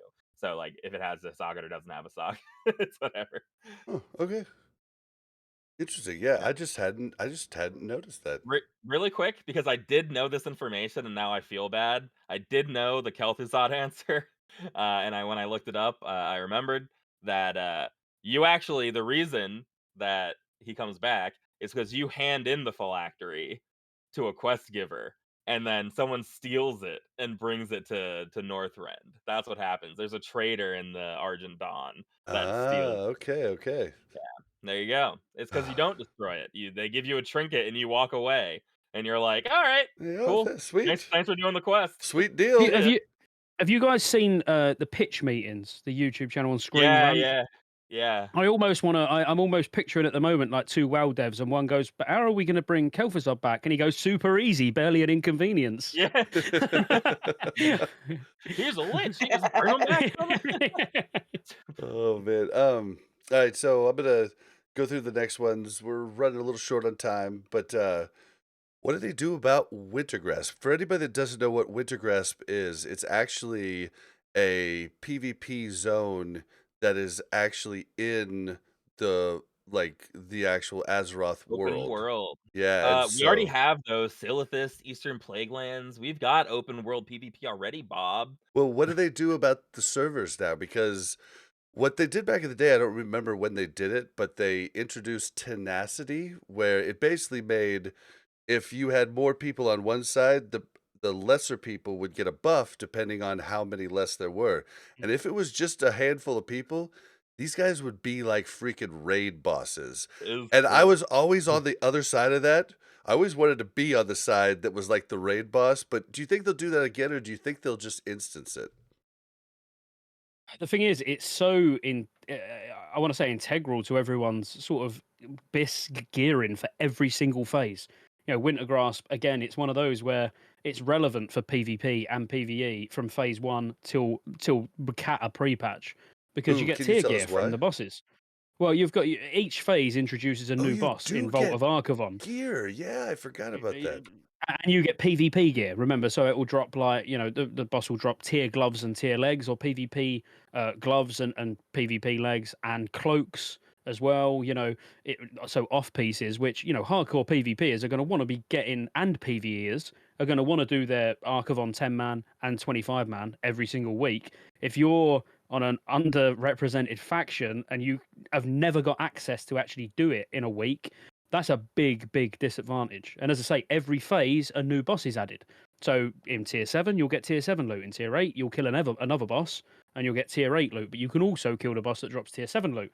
You know, so you by the end of the expansion you can kill 4 bosses in there, getting tier 7, 8, 9 and 10. So it needs to be balanced. Everyone needs to have a Yep. fair shot at being able to do it every week. I had forgotten about the gear, and I remember that well now, Well, specifically so gloves. I remember before Tenacity came out, I was on a low pop server where Alliance was dying like usual, and there was a string of time where we just couldn't do Vault of Archivon, and that was it's just like it really is bad. Like it's not a good scenario to be in. And now that everyone's like a min maxer, which is fine, but we all like we look online and be like, this is the gear I need. If you're on a server where you just your faction can never get yeah, like, that's too big of a problem. They have to I think they gotta do something to make it I balanced. would almost have the win maybe increase the rewards from winning Winter Grasp. And you've also got to remember as well, you get enchants from Winter Yep. Grasp as well. So you need your PvP head enchant and shoulder enchant from Winter Grasp.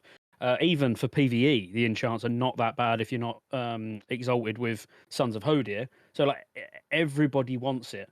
I would go, which is I'll tell you now, it's going to be a very unpopular opinion. But I would have Vault of Archivon available to both factions all the time. I'd have Winter Grasp still be fought out, you know, and there's some sort of bonus for. Well, you get a bonus if you control Winter Grasp. You get Stonekeeper shards from dungeons, so you're Mhm. still gonna get a bonus from holding Winter Grasp, but have Vault of Archivon just available for both Horde and Alliance. So if you're on and you've only got an hour, but you want to get your VOA 10 and 25 done, you can actually go and get it, you know, I without think having to worry. I think I almost think they have to do it that way, or there's gonna be backlash from people. Like, there's gonna be some section of people that are not gonna be able to do Vault of Archivon, and I feel like it's a big problem that Mhm. nowadays back then, people didn't see all the content. There wasn't an expectation that you could see all the content. Now, if you're just on a bad server, a bad, like, a faction on your server, and you just can't see all the content, it's like, well, what am I playing Classic for if I can't do the content that's out right now? I think that See, they have to do Mhm. this something. is one where like I'm actually cool with cross server instancing it just so it's epic and fun, and for the same reason that I'm cool with BGs going cross server. So I'm kind of in the boat to where I kind of hope that they just go ahead and turn it into an instance, because I think at some point they did do that, The right? There's a problem with that though, in that Vault of Archivon is separate from Wintergrasp. You would then have to make cross-server raids possible in Uh, Wrath, which means I feel like there's a lot of there's and a lot then of stuff going on. there's also the buff too. Like how does that work?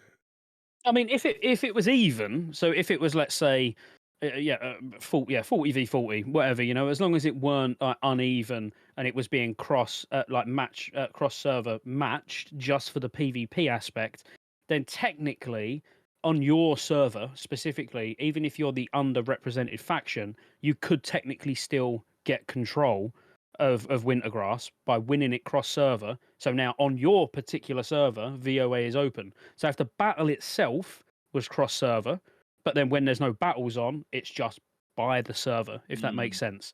So then if Right. you're Alliance and you're 10% Alliance and it's 90% Horde, you're going to be matched to, when you do Wintergrasp, to a higher population Alliance server to team up with them. Now, even though you've only got 10% server faction representation, you could still now own Wintergrasp on your server.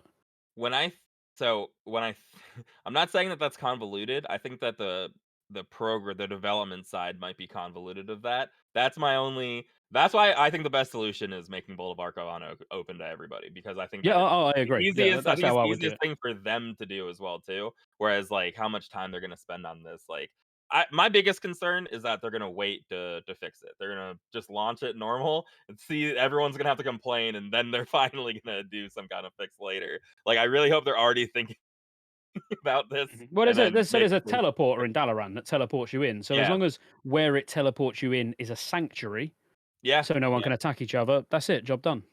yeah, yeah. You just go straight in. Yeah, Yeah, it's kind of what I said for helping us because we were dying 4 or 5 times to get to SSC towards the end here on White Main.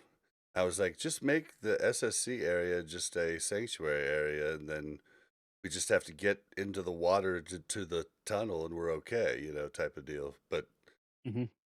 we don't have that It would problem just anymore. change where they camp you. Yeah, Like, true. that's Yeah, the thing. yeah, It's they're like pushed they would further just forward. camp you at the beginning to the safe But zone. Like, it doesn't being matter. able to we're get on through the water benediction part now. is There true. are no problems with death.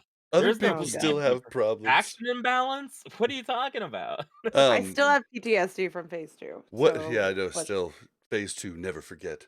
Um, will there be meta shifts from phase to phase? Like one that I think of that I could be wrong on, but I believe Mutilate Rogue starts out higher, but as the phases go on, Combat Rogue takes him over.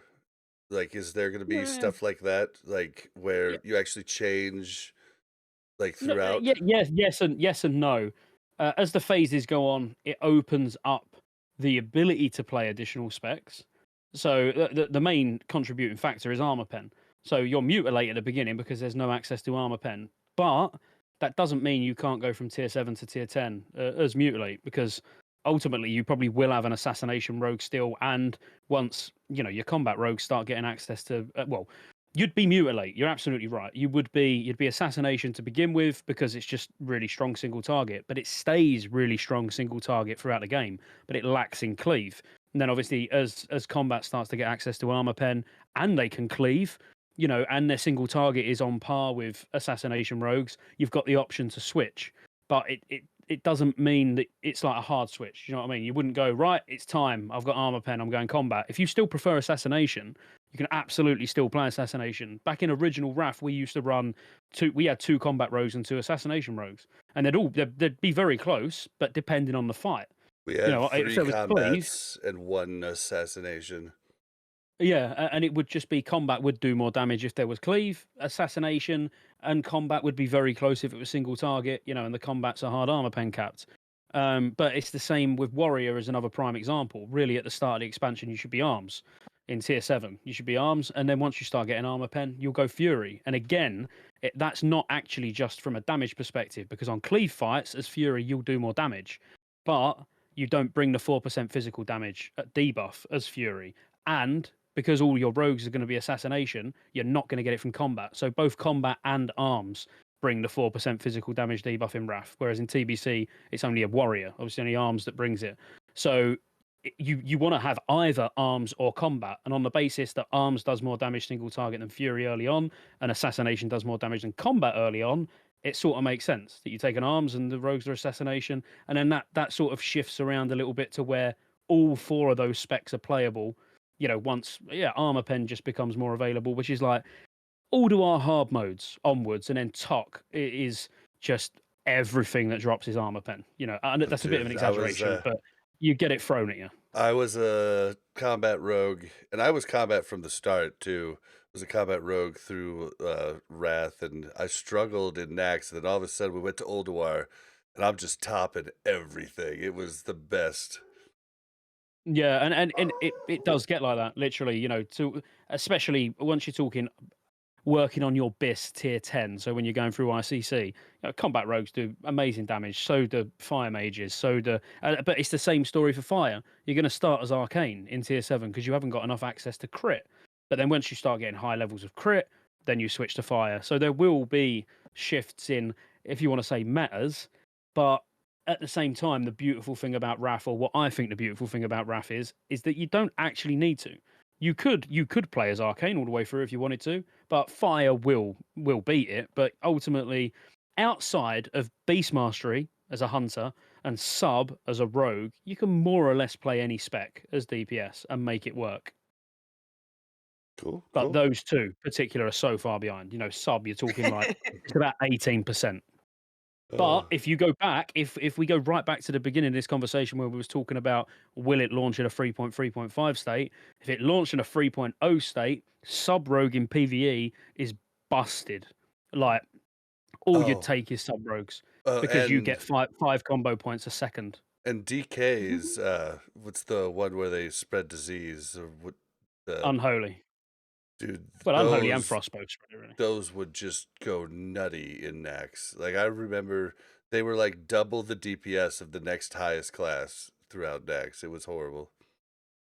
Yeah, and that's what I mean. There would be so many weird shifts and changes that it just wouldn't make sense to go through a progressive patch cycle. But I think, yeah, meta wise, it is going to change. It's going to change from phase to phase, and the only thing that's going to have an impact on that is the gear itemization. Because it's really weird, like when you think about warlocks as well. Yeah, as a warlock early on, spirit is amazing. Like it's absolutely amazing. But by tier 10, there's no spirit on your gear. So, like your glyphs, glyphs you'll use will change from phase to phase because there's a glyph where you life tap and you get X amount of spell power based on your spirit. Obviously, by tier 10, you're not going to use that because you've got practically no spirit because all your gear's just straight up stam, int, crit, hit, haste. So yeah, there will be a lot of changes. And that's what I'm most excited for because I still think when it comes to private servers, we saw it on TBC. I was living and breathing TBC private servers, and the amount of things actually just subtle things that changed from TBC to TBC Classic that was massive. The overall impact was massive, and I think we're going to see exactly the same again with RAF. So Um, you lived on private servers in TBC, like before TBC came out, but then now you're not really as invested in TBC. What was the catalyst there? Like why? What got you uninvested? So I've never enjoyed TBC past phase one or Oh, past the okay. first sort of 6 to 8 weeks of launch. I mean, I've played probably I don't know 7 or 8 TBC private servers, but there's only 2 of them that I've got any further than like phase one, like tier 4, because I really like the launch of every like a fresh server, the fresh server launch where everyone's racing to max level, doing all the pre-raid gear, getting all their reputations done. That for me, like in classic, even classic TBC, the highlight of classic TBC was that it was that getting into Karazhan, sorry, getting into Grawl, getting into Mag. Then after then, it's like, well, you log on once a week and do some really mediocre raids because I don't even enjoy the raids in TBC. I could log on every week and do them, like no problem. But why would I log on and do them when I can log on? I'd even rather log on Mop and go and do like Mogasham Vaults and Heart of Fear and stuff like that. It's a very personal opinion. I know some people absolutely love the TBC raids, but I love raiding, but I'm just not really a fan of any TBC outside of Karazhan. Yeah.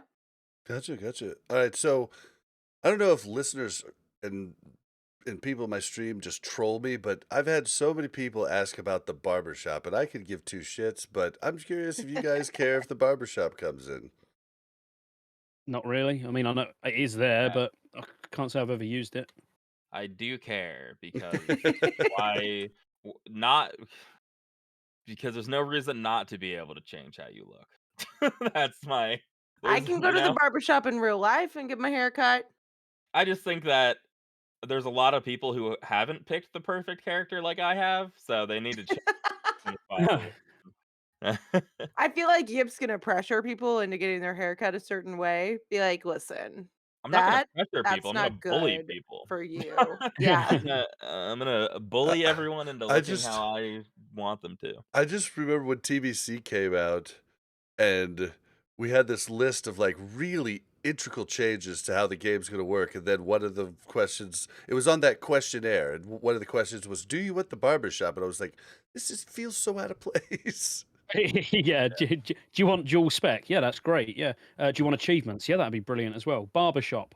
I just close the I window don't there. care. It's like, I'm okay, done. all right. Well, I had to bring it up because they keep trolling me with it. But this next one, actually, I'm a firm no on. Thoughts on faction change? No. Yep. Yep. You, we Yep. Yes. have we have one yep, Mhm. 2 no's. Yep. Yeah. I think that if boosts exist, then I absolutely have no problem with faction change. There's no, The yeah. no, I no, see that no. point. Boost and faction change are not the same thing. Yep. Like I Yeah, I can think boosts are worse, boost. personally. I I think boosts disagree. are worse than faction You're change. saying faction change with your same gear? Like Yeah, I talk don't see about how that affects anybody. But like, benediction all of a can I sudden take becoming you a guys as an horde example? dominated Yeah, that's what I population. mean. Though, take you guys as an example. You've just moved server. You know, you've lost all your identity on the server and everything. Wouldn't it have been better to have tried to balance the factions by your guild going to the weaker faction on the server? Your name's the same. Everyone still knows it's you. You're actually essentially making the server a more balanced server. Yeah, other people. I totally agree. As in, people will go the other way. You know, it could end up Yeah. even worse. But that's where Blizzard say, well, no, you can't faction change on here. It's 85-15. You can't faction change. But But they the won't do that. 85 could go the other way. Oh no, I They know they won't do wouldn't. that. Like that's the whole But thing is like server transfers. I wish they would have done where it was like, hey, you can't go to this server. It's alliance dominated and you're an alliance. Or hey, you can't the reason Grobulus is not going to be a 50-50 for very long is because Blizzard's allowing Horde to transfer there. Like and it's I just agree. going to I kill totally the agree. alliance population. And my problem with faction change is faction change now gives you this like I'm just going to faction change to whatever is best in this And that's like where I'm at. I've been this human this phase, entire right? time, waiting for my every man for himself. Back off. Do not You come know what over that here, reminds me Horde. of? It's Those selfish, I know, but that's where I'm at. I'm gonna hit you with what people say with the forgiveness of student loans. That's like someone being like, "Well, if cancer gets cured, cancer wasn't cured when I had cancer. Why do you get your cancer cured?" It's like, who cares? You're just Listen, bitter I F am that that you okay with chose shit. F human. forgiveness of that You're student shit. just loans. mad that you I chose chose human and human waited. It But doesn't. if you're specifically. if you're a serious PvPer, if you're seriously pushing Glad and there's no faction change, all you're going to do is start a human anyway. You're And gonna So yeah, boost yeah, a what human. let him difference do does it it. make? You're gonna boost a human to 68 instead of And 70, then level it and then exactly. level Oh it. yeah, I didn't even It's Yeah, have but that in then the you have to essentially the notes. same start thing. and you have to get the gear and you have to do everything else, right? But Like why? it's Who not cares? as What do you mean? It's a new easy. expansion. You have to get the gear both times. Okay, I are just you think if saying there's server transfer, there should be faction change. you're It saying just faction makes sense. change at any moment or faction change at I'm like s that one but moment? but but okay, so Mel, I don't why do you care if I can turn into a horde with gear? I First already of all, earned that gear. because you would turn into a horde and that would be weird. But the thing, But I already earned the gear myself. It's like the achievements we were talking about earlier. If I already But you did the didn't work, earn it I as an leveled my character. alliance. okay, so why do you think it would be okay to faction change and not just like race change, right? Why can't I turn from a night elf to a dwarf? You I'll should put be race able change to. in as well then. Yeah. Yeah, yeah. Put I don't have a why not? problem with Blizzard that. can make money with it. Yeah, they can make I money with I it, and I doesn't matter. Can I think it's okay, crazy to ask me to, like, re-level a if you character. faction change, can I have you have a debuff that says traitor? Like, can I just so I Just can him spit on you? specifically, or anyone who does it. Anyone who Just does it, anyone, that's anyone. not bad. So I can spit on Turncoat. them. Wait, I can't spit on people anymore. Shit. So I But You can can still what about fart on if them you though. re-roll? What if you're Alliance and then you re-roll to Horde for better racials? Do you still get the traitor debuff, or is it only if you spend money on it? Only if you spend money on it. No, If you only if you restart, go from Alliance to Horde. If you go from Horde to Alliance, you get a champion debuff. Champion And if buff. you go from Alliance to Horde, you get a traitor debuff. Okay. I mean, I'm down as long as there's faction Yeah. change. So when Kata comes out, I can go troll druid. I don't really care, to be I honest. think that as someone who likes to level, maybe you don't see a problem, but like why should I be forced to level a whole new character because Blizzard ruined the game for me? Like I 'cause you had find your that day. faction change is a problem that it's solving a problem that Blizzard put into the game, the same way server transfer is. Like, but it's not my fault. But it's Why should not. I have to re-level? It is. Do you think that there is going to be a ton more Alliance if they allow faction change? I'm not just talking about that. I'm talking about the problem that there is an imbalance between races. Blizzard made the game There's an imbalanced, and it's not my fault that the balance changes between the expansions. Why should I have to level a new character every expansion because Blizzard had a design choice? Like, it's The just a thing little I bit love about crazy. this, though, is ultimately, without being like, a bit of a naysayer or whatever, Blizzard put faction change in during Wrath. If they want to put it in now, all they've got to say is, well, that's how it was back in the day. Like that, if they want it in, they can put it in. Like, we can complain Right. about it, but ultimately, they know people will pay it, and they will use the service, and Blizzard will make money. They will put it in. I think the more interesting one than actually faction change, because I just think that's a given. We will get it in You Wrath. want class change? No, Oh. no. I want recruit a friend, Oh, because I want recruit a recruit a friend friend Hell too. yeah. that came in during TBC, towards the I end of I TBC. I leveled every single character I've ever leveled that wasn't the current expansion. I leveled Recruit a Friend Yeah, I'm because it's exactly the same. so good. It's like Yeah, you and I your would just friend. start a new account and just do, on Oh, my main And you account, get your level little 1 on love triple XP, rocket. boom. Or it's not the love Yeah, rocket, but it's the two-seater. yeah, you get the Zevra first. There's and then you get the rocket. But that's ultimately really, if we want an authentic version of TBC, then we could get that Zevra back in yeah. TBC. So soon we should get I'd I take say recruit a friend over a boost. I say get rid of boosts entirely. No 68 boosts, but and have Recruit a Friend come out in that 1 month pre-patch, Oh, I'm and down now with that. Absolutely. people can level as much as they want. And the leveling experience, one, you get to play your class and you learn how to play it, and just at an expedited rate. It's Mm. also really fun. It makes leveling a much more like, okay, every like 2 dungeons I do, I get a new level. It's fun. I'm like Wait, playing with is friends. recruiter friend like expedited Yeah, it's leveling? Times expedited 3. leveling. It's like extra rest at all times. There's times, so Mm. you get times 3 XP, but the really, really, really cool thing about it is if you max 2 characters on the alt account, your second account, you can instantly boost one on your main account. Because basically every 2 levels that your second account gets, you can grant 1 level to your main account. So if you do a couple of characters, so the reason for it is like the logic behind it back in the day was if I recruited, like Mel, if I recruited you, then it would be like I've not got as much time to play as you because I raid. I'm already level 70, I'm raiding and everything. So you go ahead and level while I raid, and then once I get out of the raid, you can grant me a couple of levels to bring me up to your level. But What? the way you would abuse that is you'd have 2 accounts yourself.